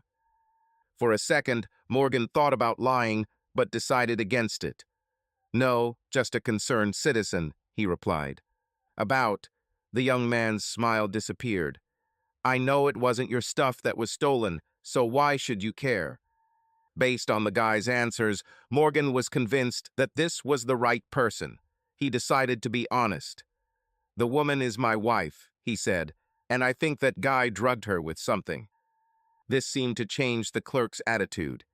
"Oh," he said sympathetically. "Look, nothing happened. I gave that detective the key card to the room, and he took her out of there and put her in a taxi. They didn't have time for anything. I can't give you the security footage. I already gave it to the detective because of the robbery that night." Crap. Morgan scolded himself under his breath. Camera footage, he didn't even think about it. "Okay, I already have the guy's name, but I'd really like to find him. Do you perhaps know if he works nearby, or how can I find out where he lives?" Morgan's smile widened when he saw the young man looking at him. "What are you going to do? You won't kill him, will you?" "No, I'm not going to kill him. I just want to know if he drugged her and if that was the only time." This sounded reasonable to the clerk. "This guy has been here a few times, mostly with a pretty blonde, but I've seen him with others too. I don't know where he works, but he has a nameplate on his car. He drives a silver Hyundai with a cast car license plate." The smile on Morgan's face suddenly stretched from ear to ear. He began to pull a 20 from his wallet. Sir, I can't take this. You're being filmed by a camera." The young man nodded towards the camera in the corner. "If the manager sees me taking money, he'll wonder why, and I'd rather keep this conversation between us." "Okay, here we go," Morgan said. "If they see me giving you a business card, they'll think I'm a salesman. Do you happen to have any elderly relatives with an upcoming birthday?" Well, I have a grandmother who turns 75 this year. I don't know exactly when." "Well, when you find out, call me at this number, and I'll make sure her photo appears in the paper on her birthday." The clerk took a business card from the counter and saw that Morgan was a photographer for the Tribune. "Really? Thank you very much. She'll be delighted." Morgan left the motel with a new spring in his step. His first thought was to ask Charlie to punch the number, but then he changed his mind. Charlie rarely called him for a beer after work. He had a family and loved spending time at home. Morgan wasn't stupid.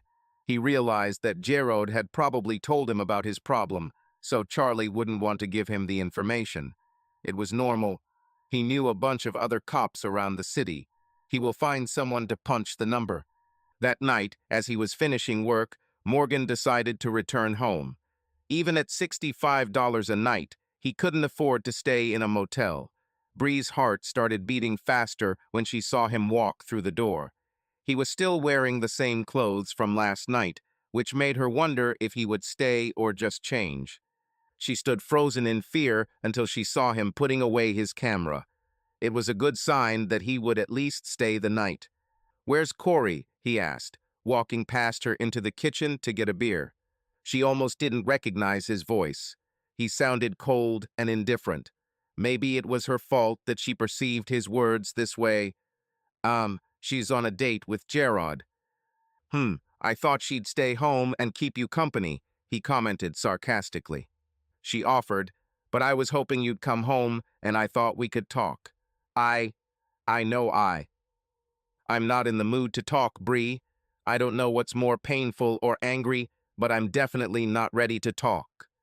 He sat down at the kitchen table, took a sip of beer, and put the bottle on the table. "I just don't understand. I thought we were so happy. I thought you felt the same as me, that you loved me the same way I love you." "I love you, Morgan. Please believe me, I never intended to sleep with him, not for real." "Not for real? What do you mean, not for real? What were you playing, some kind of game? Catch me if you can." No. Morgan raised his hand and shook his head. "Forget it. Sorry I started talking about it. I really don't want to talk right now." At that moment, they heard the door opening. Gerard and Corey just got back from a date. Gerard decided to stop by and make sure everything was okay after seeing Morgan's car in the parking lot. Morgan was in no mood to socialize. "There he is, public enemy number one," Gerard jokes, trying to defuse the situation. "Yeah, ha ha," Morgan responded mockingly. "What makes you think I know where that bastard lives?" "You do not know?" "No, of course not. Why would you?" "Well, you know a lot of people, Morgan, a lot of cops and people in high places. Wouldn't it be illogical to think that you could somehow get his address?" "Yeah, well, I don't know." "Where were you going then?"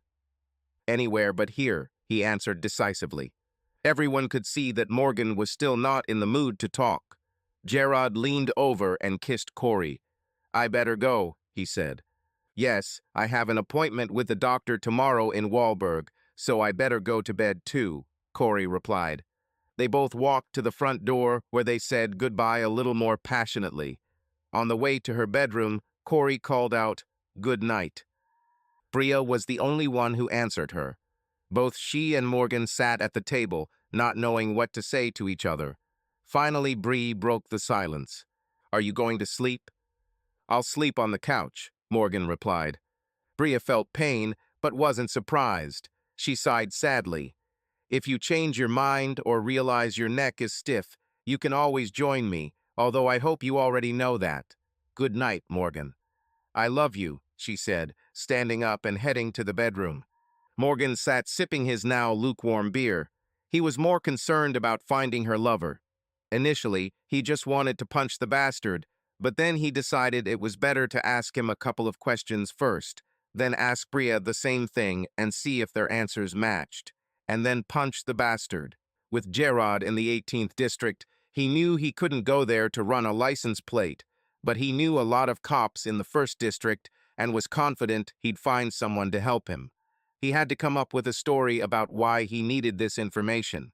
He hated lying to anyone, especially a cop. He had a good relationship with them and didn't want to ruin it. When he lay down on the sofa, it seemed strange to him. He really hated the situation he was in. He would give anything to return everything to the way it was before. The next morning, Bria was still tired when she sat up in bed. Her eyes were puffy and red from crying most of the night. The first thing she did when she walked into the kitchen was look at the couch. It was empty. She assumed he was in the kitchen, but only Corey was there, making fresh coffee. "Where's Morgan?" Corey turned her head and almost gasped at the sad look in the doorway. "Don't know. He disappeared when I stood up." "Damn, I was hoping he would at least stay and have breakfast with us. What time do you have an appointment with the doctor? 10:30, Corey answered.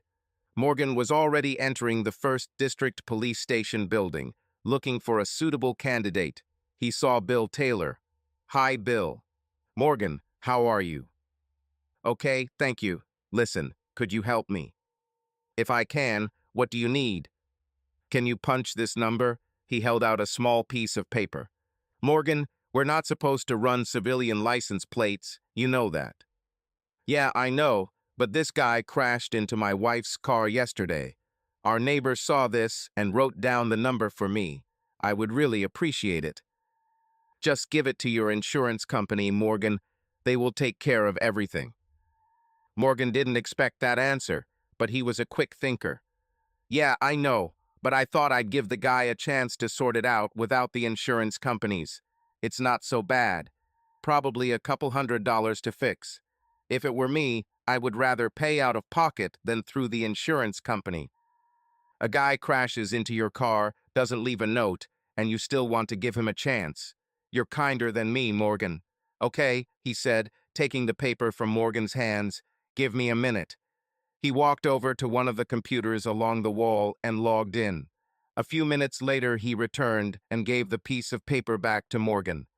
Here you are. Thank you, Bill. I am in your debt. Are you serious? My wife and I just had a baby. I'd like to take a nice family photo. No question, my friend. Morgan pulled another card from his wallet and handed it to the uniformed officer. Call me and we'll arrange everything. The address was in Rosemont. It's usually a 35-minute trip, but during rush hour, he guessed it would take at least an hour. He looked at his watch. It was almost 8. There was a good chance the guy would be at work by the time he got there. The next day was Saturday. He had a day off. So tomorrow, he told himself. Later that morning, Bria sat in the small waiting room of Dr. Wahlberg's office while her friend went to her weekly session. When Corey sat up, the doctor immediately knew something was wrong and asked about it. Corey told the doctor about how Morgan found out what happened and how the situation got worse. Dr. Wahlberg was sympathetic, but she had a more important agenda. I'm sorry to hear that, she told Corey. Do you think they'd both be open to couples therapy?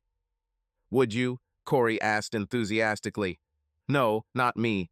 As I said earlier, this is not my area of expertise. I can, however, recommend several excellent therapists who specialize in this area. I'll be happy to give you a few names before you leave today. However, this is your time and I want to focus on you getting better, so I want you to sit down, close your eyes, and forget about your friend's problems for a while. I want you to clear your mind. It was easier said than done, but Corey did her best. After a couple of minutes of silence, she felt relaxed. The doctor must have sensed this because it was only then that she spoke. Corey, does the name Houston mean anything to you? She opened her eyes, starting to answer. Well, I know it's in Texas. She drew out the name of the state. She realized there was something familiar about the name as she spoke. Texas, she said out loud. For some reason, she hesitated for a moment. I hear the kids, like on the playground. They call me that. They call me Texas. I'm from Texas. This doesn't seem right.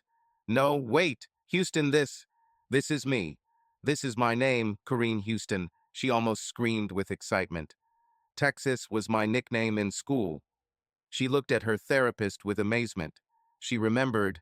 How did you know? She asked the smiling doctor. Your name is Corrine Houston. You live in Stockton, Illinois, and you are 26 years old. Yes, yes, yes, Corey screamed, jumping up and down in her seat. Harley did it. He pulled me out of the car and threw me. That's who pulled my hand, Harley. We lived together. I remember this. She closed her eyes again, trying to remember more, but the rest was still a blur. Is he the one who shot you? No, I don't think so. I'm not sure. I don't think it's him. I don't remember being shot. She seemed to suddenly lose all her energy and collapsed back into her chair. So this Harley took you to a remote location and just left you there. Do you remember anything else? Corey shook her head. No, I think we had an argument. I know we argued in the car, but it's still a little hazy. I, I remember it was a long trip. I didn't know where he was taking me, and then, he, he just stopped in the middle of nowhere and told me to get out. When I refused, he got out of the car and came to my side.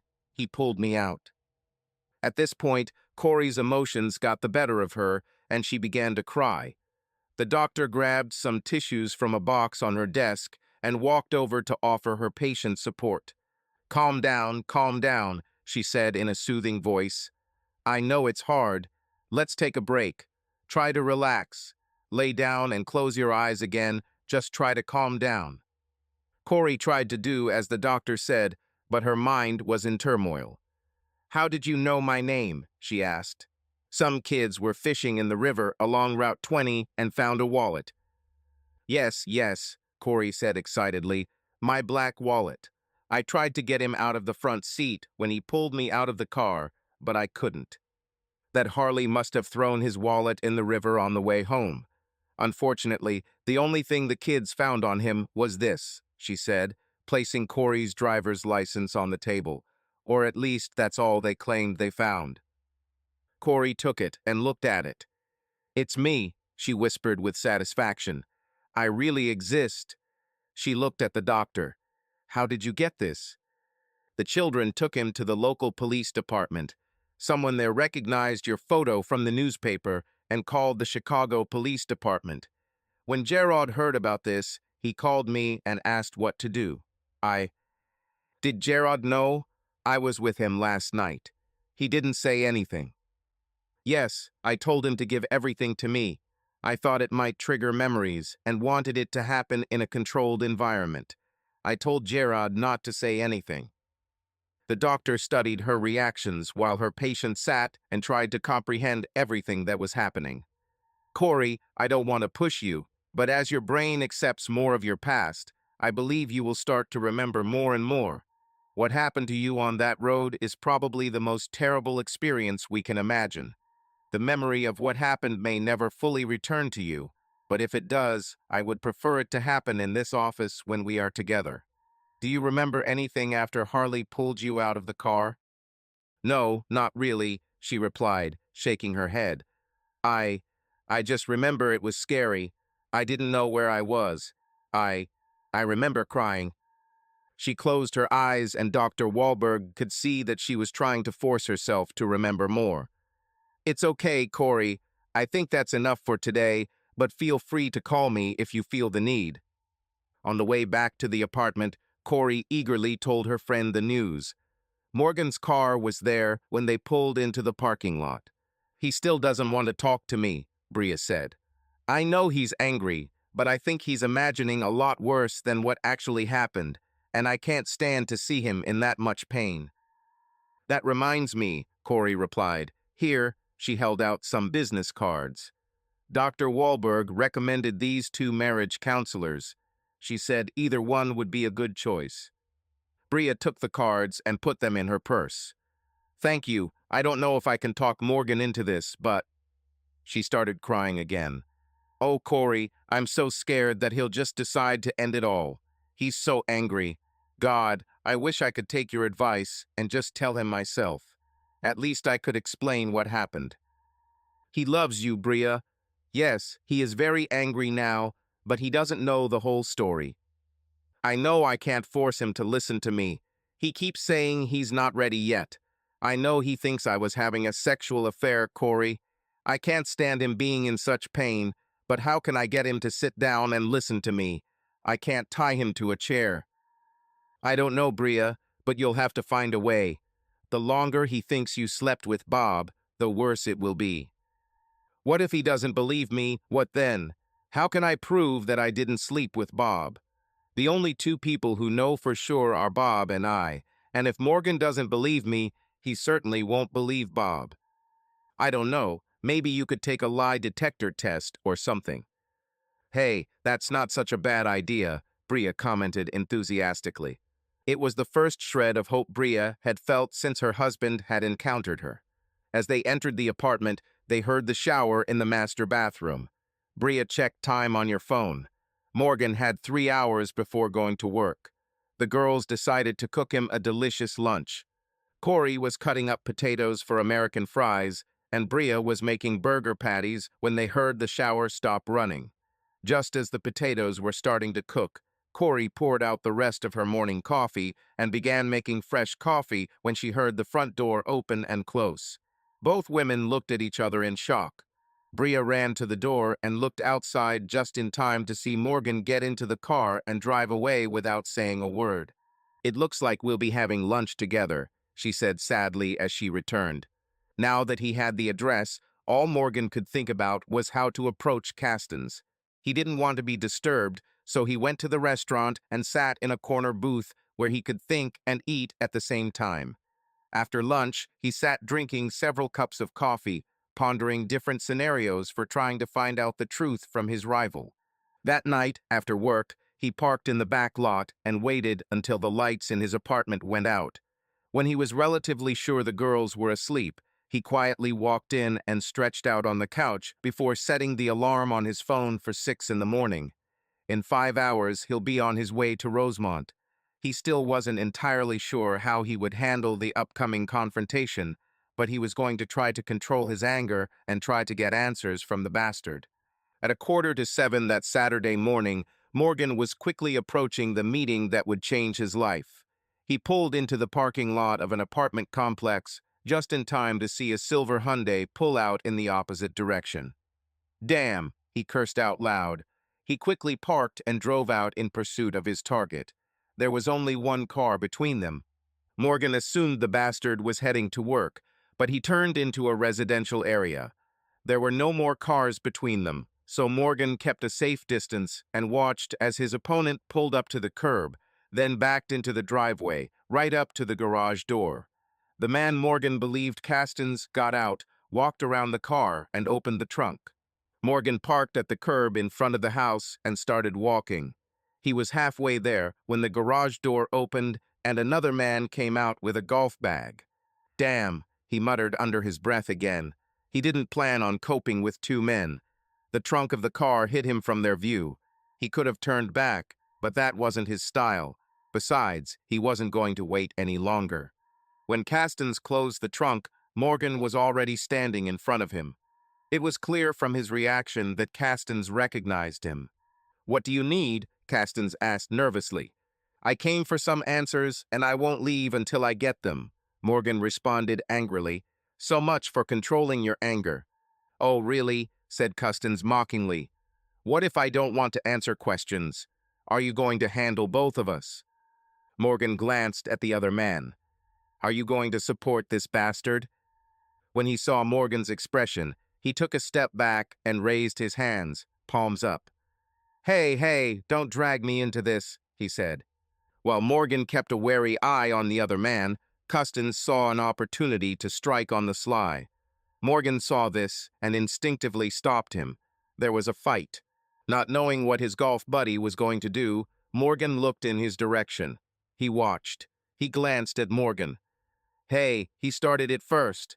"I saw it," he said. "Let me guess. Your wife's name is B or Bria or something like that." Morgan was surprised by the comment. "How do you know that?" "This smart guy has been talking about her for the last 2 or 3 months." "To us?" "Yes, there are 4 of us. We meet for golf every weekend." We all told him he was playing with fire, but he was determined to get her into bed. "Did he say whether it happened or not?" "As far as I know, no. It seems he was close to this, but some hotel employee ruined their meeting," the stranger chuckled. "I don't think he's seen her since." "My wife thinks he put something on her," Morgan said. "I wouldn't be surprised. He boasted that he had a source. He even offered it to us, saying that the girl did not remember what happened to her, so she could not be held accountable. We all told him where he could put it." "Can I ask you a question? You seem like a decent guy. Why are you hanging out with a creep like him?" "It's only 4 hours on the weekend," he replied, "and he's a good golfer. One of our guys even likes him a little." Morgan just shook his head, turning around and heading back to the car. The meeting didn't go as he planned, but he felt he had enough information to confront Bria. As the adrenaline began to wear off, he realized he was hungry and stopped for breakfast on the way home. It was almost 11 when he entered the house. Bria and Corey sat at the kitchen table with cups of coffee in front of them. He looked and saw that there was only one cup left in the coffee pot. Silently, the girls watched as he took a cup from the cupboard and poured himself the rest. "Corey, could you leave us?" he asked. She looked at Bria and saw the horror in her eyes. Morgan, do you mind if I stay? Maybe I can help resolve the conflict." Morgan looked at her. That was enough. "Okay," she said, lowering her head in surrender. "Just please remember that she loves you with all her heart, Morgan." With these words, Corey went to her bedroom. Morgan sat down in her place and immediately began talking. "Did you sleep with him?" "No," she replied emphatically, "and I never intended to do that. I know he slipped me something that night at the motel, Morgan. Otherwise, I would never have gone there with him." "Then what was it anyway? And I don't need this nonsense about, not really. If you weren't going to sleep with him, why were you dating him?" "I was just flirting, at least for me it was just that. I know it was wrong, and I knew he wasn't above sleeping with married women, but it should never have happened. Honestly, Morgan, I never intended to sleep with him, and I never thought he'd go that far to give me something." "So it was just a game for you? Were you just teasing him? Catch me if you can." "It didn't start out that way, it just progressed." "How did you meet him anyway?" "We ran into each other at the mall one day." "What do you mean, they collided? Did you know him before?" "Yes, I dated him before you and I got back together. I stopped it as soon as you and I became exclusive, however. I haven't seen him since then, until one day at the mall. We had lunch together. I didn't think it was a big deal and had no intention of meeting him again, but in a month I was supposed to have lunch with Linda Whittaker. I was fully dressed, with makeup on, and was about to go out when she called and canceled. This was disappointing. I really wanted to have lunch with someone. I couldn't call you, you always eat on the run, so I called Bob. Of course, he was very flattering, saying how good I looked and complimenting me all the time. They were nice to hear, but they didn't have any impact on me. So when he called a couple of weeks later and asked me out to dinner again, I didn't see the harm. If you didn't see the harm, why didn't you tell me you were having lunch with your ex-boyfriend? For obvious reasons, Morgan. But come on, I know for a fact that you flirt with the waitresses you like. You don't come home and tell me about it because it's just innocent fun." "I never went to a hotel with them," Morgan shot back. Bria sighed quietly. It was the hard part, the part of the story that Morgan might have considered worthy of divorce, but she was finally ready to face it. "Call me naive, but I didn't realize what he was up to until our third dinner together." "Aha! What was he up to, Bria?" "You know, Morgan, married or not, he wanted to get me into bed." "And when you realized this, why did you continue to date him?" "Because it became a challenge, a competition that I knew I would win," she admitted. "He was always so confident when we were dating, always so confident. At the time, I found it very attractive. I think I'm a little older now. Anyway, the third time we had lunch together, he started throwing himself at me. I thought, you're a smug bastard. You know I'm married, and you still think you're going to get me into bed. Then I decided to just tease him until he gave up. I even had a little speech prepared about you and what a great lover you are and how much I love you. I thought I could confuse him this way." "You did more than I had for lunch with him, Bria. It was 9 o'clock at night when Stan saw you at that motel." She nodded her head and tears welled up in her eyes. "When he called to arrange the next meal, I told him I couldn't because you work the night shift. Then he suggested having dinner instead of lunch. I knew I was crossing the line for real, but I really wanted to wipe that smug smile off his face, so I agreed. I think he was confident it would happen that night, and I was pleased to see his disappointment when it didn't happen. Unfortunately, he didn't make a specific offer, so I didn't get to make my speech, but I really thought that was it. I didn't think I'd hear from him again, so when he called a couple of weeks later, I was surprised. He must have understood your schedule because he knew you would be on the night shift. He invited me to dinner again. It was the night he took me to the motel. I imagined that this would be his last desperate attempt. I expected full pressure, but I agreed because I thought that I would definitely get a chance to say what I wanted. I never expected what he would do. At first I thought I had too much to drink, but then I thought about it the next day. I only had 2 strawberry daiquiris, and I don't think I even finished the second one. I swear he put something on me, Morgan. I can't prove it, but I know he did it. I don't doubt it, Morgan muttered, surprising Bria. So you believe me? She asked with a hint of hope in her voice. Yes, I believe you, he replied with a sigh. Morgan looked out the kitchen window silently. It was obvious that something was still bothering him. Bria couldn't stand the silence. So you're not thinking about divorce? I did not say that.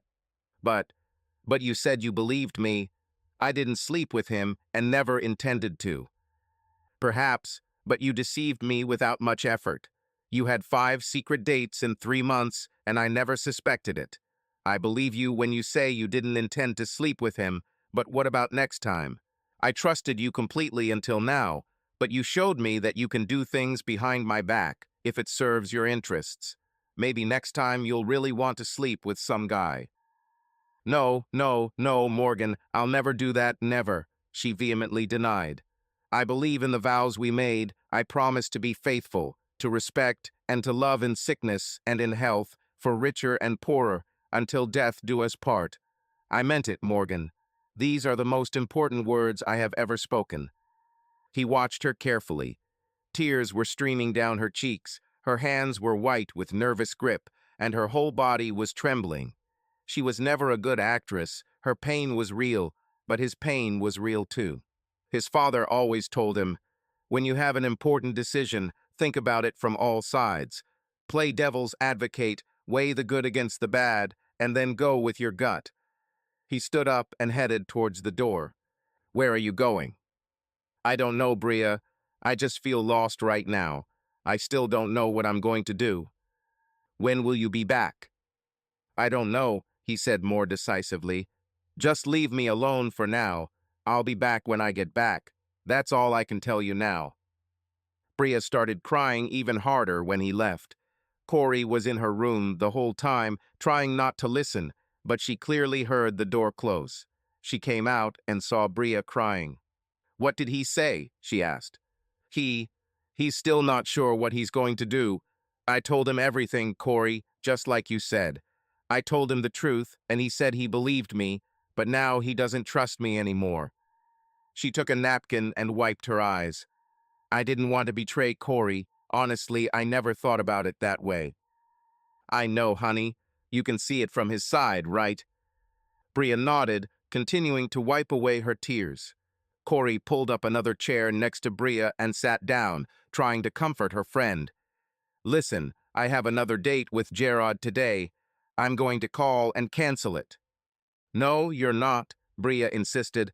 I won't let my problems affect you and Gerard. Okay, then why don't you come with us? Gerard won't mind, and it will be good for you to get out. No, are you kidding? I really don't think Gerard will appreciate my presence. You said he was taking you to Leonardo's tonight. This is a gorgeous place and very romantic. Actually, let's look in my closet for something. We're about the same size. Let's see if I have a gorgeous dress that will suit you. Morgan didn't know where he was going. He just needed something to occupy his time, and he couldn't think of anything else to do other than go somewhere. He thought he was going to the village when his phone rang. Out of habit, he pressed the speakerphone button. Hello? Hello, my friend. This is Charlie Watt. How are you? It's been better, Charlie. What happened? Sorry to hear that, buddy. I called to find out if you play handball. I have a court reserved for 2 hours, and my partner just canceled. Jesus, Charlie, I'm in the car now. I'm not dressed for this. Besides, I haven't played for a couple of years. I'm not even sure I have a glove. So what's the problem? Go home and change, and don't worry about the glove. The kids give me a new one every Christmas. He laughed. I have 4 or 5 different sizes. I'm sure I have the right one for you. Morgan thought for just a moment.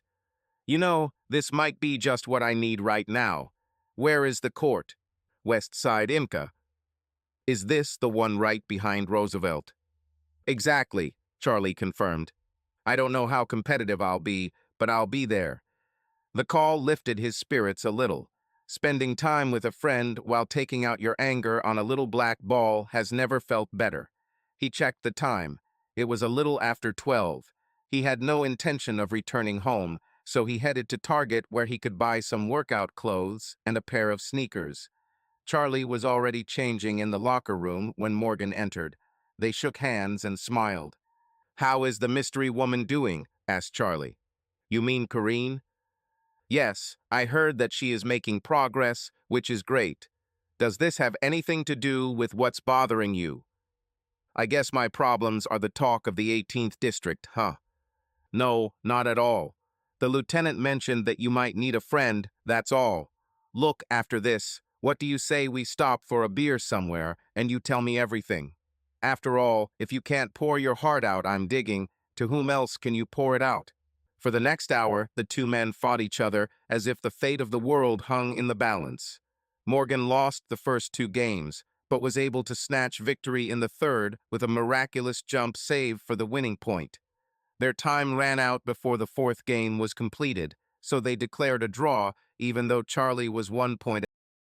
In the midst of the fight, Morgan did not notice how hard he was hitting the ball until he tried to remove his glove after the match.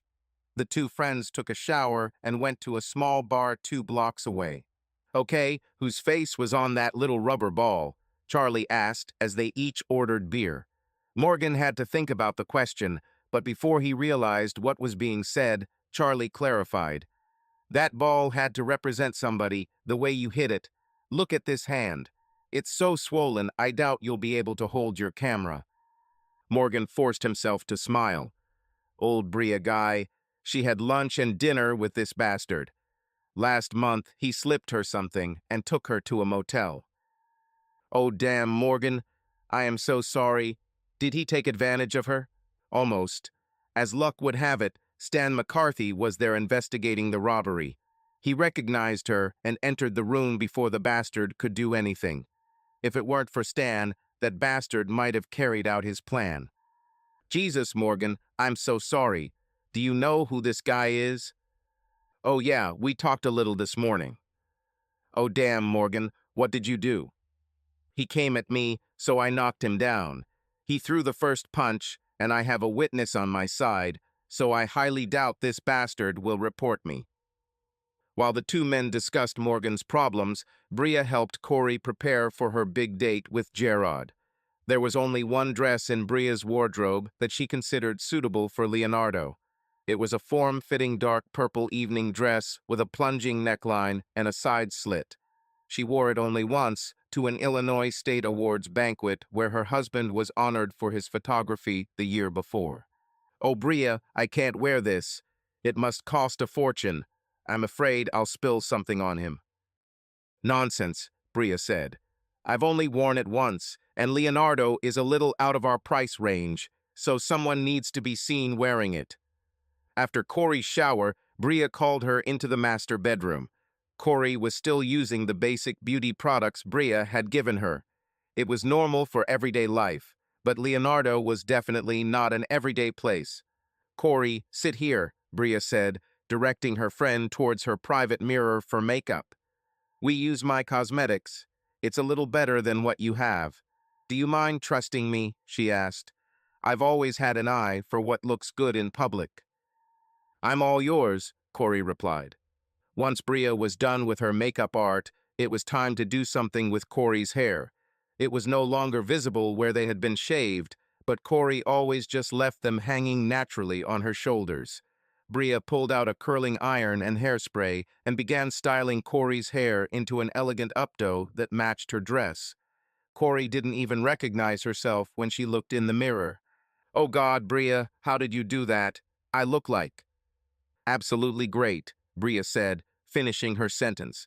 She glanced at the time. "You better finish getting dressed, Corey. He'll be here soon." Along the way, Gerard couldn't stop smiling. After a year-long battle with his ex-wife, he thought it would be a long time before he was ready for a relationship again. But here he was, already falling in love with a mysterious woman. Thanks to the two boys fishing on the river, he at least knew that she was not married. This worried him. He thought it would be his luck to fall head over heels in love, only to find out that she was married and had two children. One bullet missed. The thought made him smile from ear to ear. When Gerard pulled into the parking lot of the apartment complex, his mind was so preoccupied with romantic thoughts about the future that he completely failed to notice the black Cadillac parked at the end of the lot. Corey wanted to make a dramatic entrance, so Bria opened the door. She invited Gerard over for coffee, saying Corey would be out soon. Morgan's absence was obvious. He wanted to ask how things were going, but didn't dare. An awkward silence hung in the air, but it was short-lived. "Do you like it?" Corey asked as she walked out. Gerard was speechless. He simply stopped and watched, holding the cup halfway to his mouth as his companion gracefully turned to show off the dress. "Bria lent me a dress for tonight. I hope it's okay." Yeah, sure. Corey, you look amazing," he finally managed to say. Finally finding his voice, Gerard set down his cup. "Thanks for the coffee, Brie." He stood up and again admired the beautiful woman standing in front of him. "Honey, we better go." If he hadn't been so fixated on the woman sitting to his right, Gerard probably would have noticed the follower he picked up as he pulled out of the parking lot. On the way to the restaurant, Gerard was able to ask about Bria and Morgan. "How are things at home?" "Honestly, I don't know," she replied. "Bria says she never intended to sleep with this guy, and I believe her. Moreover, Morgan says he believes her, but he still can't get over it. Just think what she was thinking when she went out to dinner with this guy. I think that's what worries Morgan, not lunch, but dinner when he worked at night, especially after she realized that this guy was trying to seduce her. It's amazing what stupid mistakes smart people can make sometimes. I hope they can solve this. They really seem to love each other." They were still talking as they approached Leonardo. The black Cadillac following them drove slowly past as Gerard turned into the restaurant parking lot. Spinoza could not have been happier. He identified the woman and found out where she had stayed last week, but could not find an opportunity to kill her. The restaurant was the perfect place. He had been here several times and knew the layout. He also knew he could get out the back door.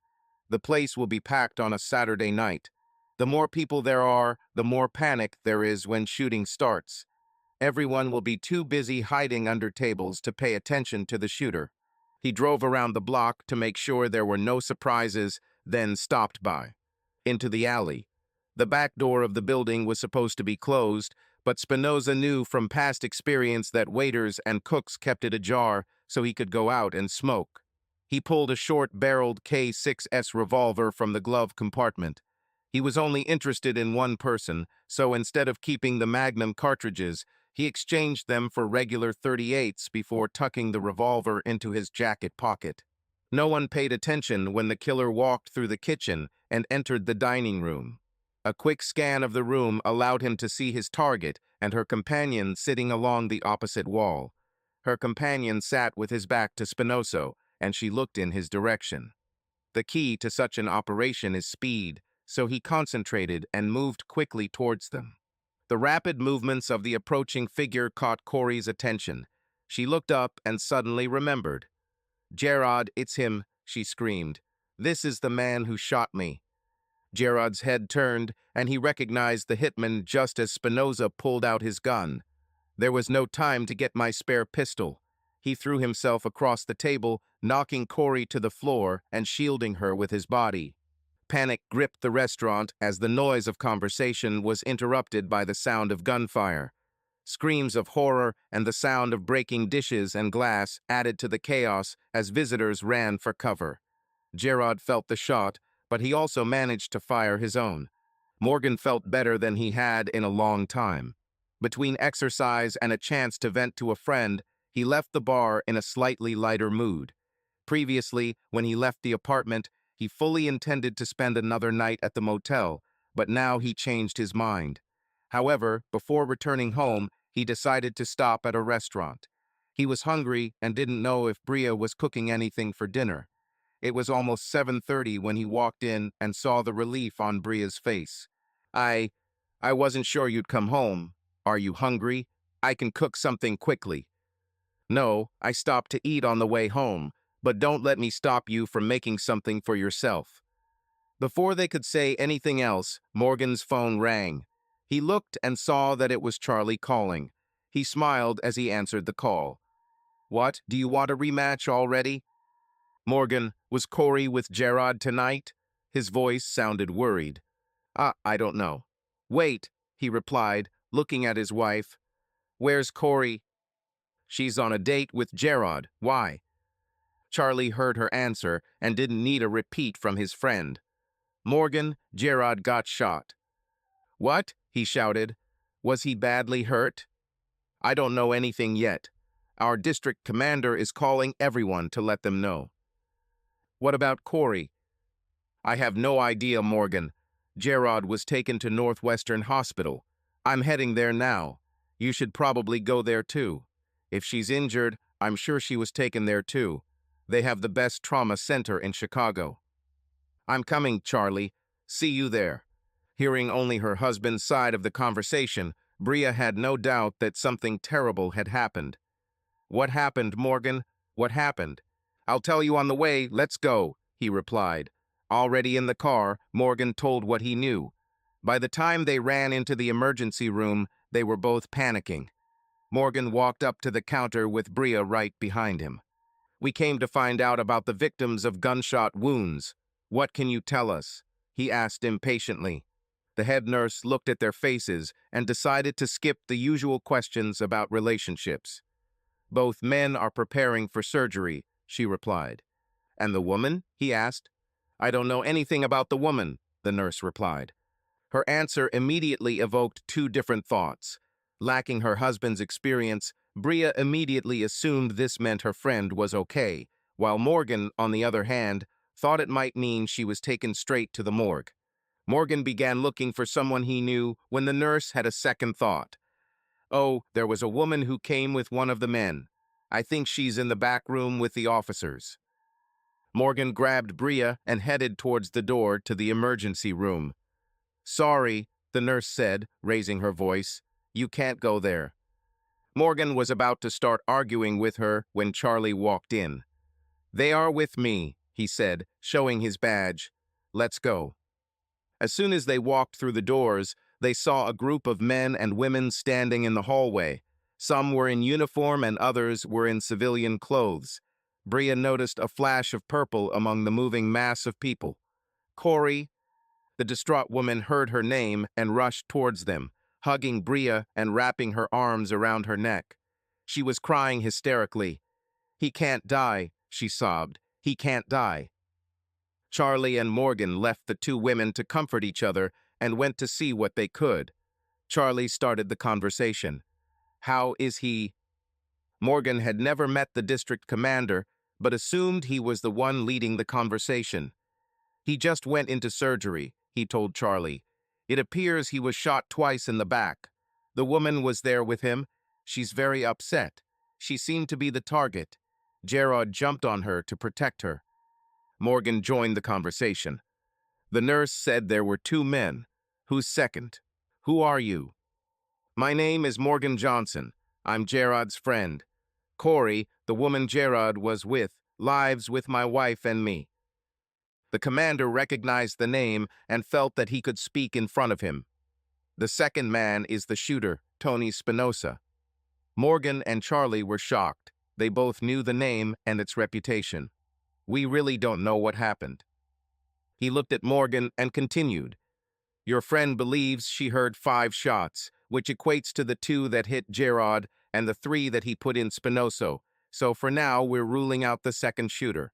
The girl seems to have the answers, but she's too upset to talk right now. We should have her statement pretty soon, but we decided to give her some time to calm down. I have a couple of officers in the restaurant who question customers, but I doubt they can give us anything. At this point, Bree and Corey joined the others. Corey hugged Morgana, and he hugged her back. Seeing her two friends, she seemed to calm down considerably. I remember Morgan. I remembered everything as soon as I saw his face. The commander thought this was a good opportunity. He wanted to get her account of what was happening while it was still fresh in her mind. Young lady, do you think you are ready to give us a statement? Yes, I think so. Can she be with me? She asked about Bree. He nodded his approval. Who has a patrol car outside? Several officers responded. He chose one of them. Go and get the recorder out of it and find a quiet place where this young lady can give you her testimony. Yes, sir, replied the man in blue. Both women followed him into the waiting room. He told them to wait there and returned only a minute later with a voice recorder. He asked the nurse at the desk where they could go, and she directed them to a small consulting room down the hall. Everyone sat at a small table where a policeman had set up a tape recorder. After giving his name, rank, date, and time, he asked both women to also give their full names. Okay, Miss Houston, start from the beginning and tell us in your own words what happened. Corey began her story from the moment she woke up in the hospital, devoid of any memories of who she was or how she got there. After a few minutes of figuring out the backstory, she finally got to the part where the night's events were explained. So I just sat on the side of the road, crying after he pulled me out of the car and just left me there. I was scared to death. There was nothing around except forest on both sides of the road. After about 20 minutes of not seeing a car, I decided to walk. I think sooner or later I will have to run into someone. After a while I had to pee. Apparently there were no bathrooms nearby, so I walked a little into the woods and went behind a large tree. As I started to relieve myself, I heard a car approaching. Then I heard her stop, and I was confused because I thought she lost me. I was just pulling on my pants when I heard voices. One guy sounded like he was begging. I looked out from behind the tree and saw a guy kneeling. Behind him was another guy with a gun. It was the same guy from tonight. Anyway, I screamed when I saw him shoot that other man. When I did this, the guy with the gun saw me. I ran, but I think he shot me. That's all I remember until I heard voices. I must have been semi-conscious when those three guys took advantage of me, but that was after I was shot. That's the last thing I remember until I woke up in the hospital.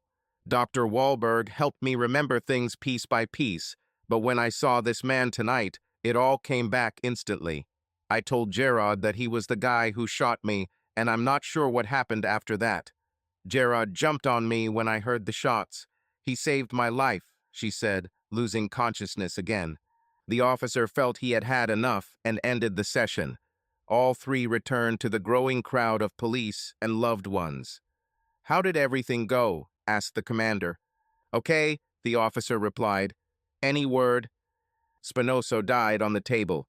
Gerard is still being worked on. It was 2 o'clock in the morning when Corey saw the doctor walking towards them. The crowd had thinned considerably by this time, but a few stalwarts were still sleeping on chairs along the wall. How is he, doctor? Corey asked. The others woke up hearing her voice. Everyone looked with concern at the gray-haired man in a lab coat. He is recovering, the doctor replied. With therapy, I think he'll do the full job. Recovery. Corey collapsed with relief. The others thanked the surgeon for his excellent work. After the doctor told them that it would be at least 12 hours before the patient could receive visitors, the crowd went home. The road to the apartment was quiet. Everyone was simply too mentally and emotionally exhausted to say anything. When they entered, Morgan took one look at the sofa and decided to spend the night eating in your bed. He really needed a good night's sleep. Everyone was out like a light 5 minutes after their heads hit the pillow. The morning light was just beginning to glow when Corey winced as the events of the previous night came flooding back to her. Her first thoughts were of Gerard, but seeing Spinoza brought back memories of not only being shot, but everything else. She rolled onto her back and pulled the sheet up to her neck, trying to feel safe as the story of her life played out in her head. Dr. Wahlberg, I was right, she had a hard life. Now she was able to put the memories into context. Indeed, her mother was beaten, and her father was beaten. Sometimes he came home drunk and angry. The father raised his hand against them and their mother. Apparently, this was the last straw for her mother. The next day, she packed a bag for the two of them, took all the money she could find in the house, and left with Corey in her arms. They got on the bus and drove as far as possible. Her mother wasn't an educated person, but she was a damn good waitress and a good tipper. Life was still difficult, but they made it through. Then tragedy struck. Her 35-year-old mother died of cancer. Corey was only 16. She remembered being at her mother's bedside as she took her last breath. She had no relatives and didn't know anyone who would take her in. So Corey dropped out of school and convinced the restaurant owner to let her take her mother's place. She watched her work many times and learned a lot about the waitress. She also saw her mother writing bank deposit slips and writing checks on accounts, so she simply continued to forge her mother's signature. She recalled her life, which was full of cruelty, grief, and injustice. The sound of voices brought Corey back to the present. As she swung her legs over the edge of the bed and sat up, tears streamed down her cheeks. It was only when she remembered her past that she truly realized that life was giving her a second chance. She thought about the two people who had given her food and shelter all this time, and the other who had given her hope. Not since her mother died had she had anyone in her life who meant so much to her. Corey draped the robe over her naked body and tied the belt tightly around her waist. These people don't know how lucky they are, she told herself. With this thought, she opened the bedroom door and rushed to the kitchen.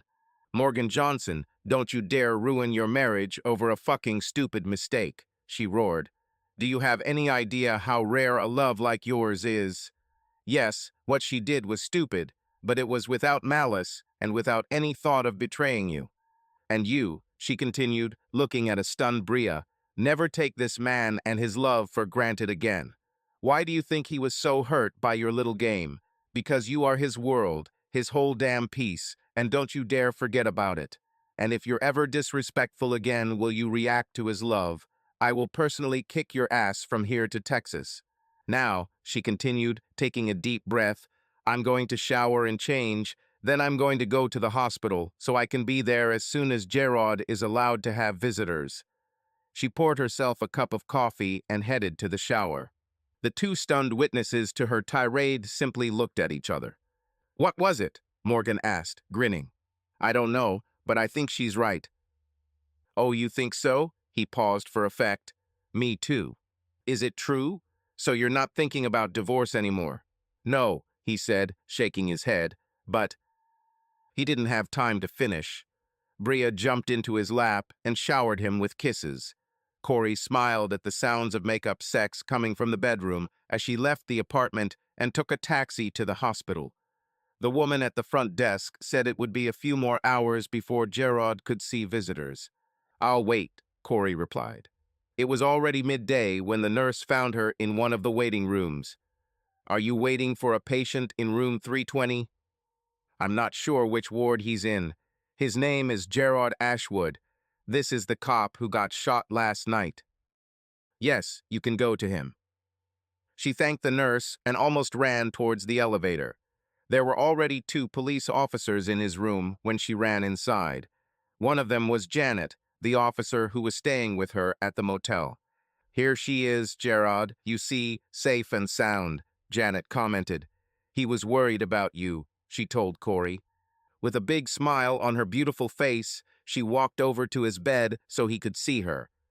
Yes, honey, I'm fine, thanks to you. He looked at her with a stupid smile. His right arm was in a cast that went up to his shoulder, but otherwise he still looked like the man she'd fallen in love with. Janet poked her partner lightly in the side. Well, we were on patrol and decided to stop by and see how you were, Gerard, but we have to get back, so we'll leave you in Corey's capable hands. Gerard thanked them for their visit and asked them to tell everyone at the station that he would be okay, but it seemed the message didn't get through. Over the next week, the scent of fresh flowers became almost unbearable, and he had more people than a Rolling Stones concert, including a police commissioner. Corey only went home to shower and sleep. The rest of the time she spent next to him, talking and laughing for hours on end. She also took care of his every need and looked after him so well that the nursing staff made her an honorary member. The day before discharge, they had a more serious conversation. His arm will be in a cast for another 5 weeks, and after that it will be almost useless for several more. Corey offered to move in with him. It will be some time before you can use this arm again. I can help with the cooking, I can help you get dressed, I can be your driver, I can do a lot of things to make your life easier while you recover. I only have one bedroom, he said, and only one bed, he added after a short pause. It's not a problem for me if it's not a problem for you, she said with a smile.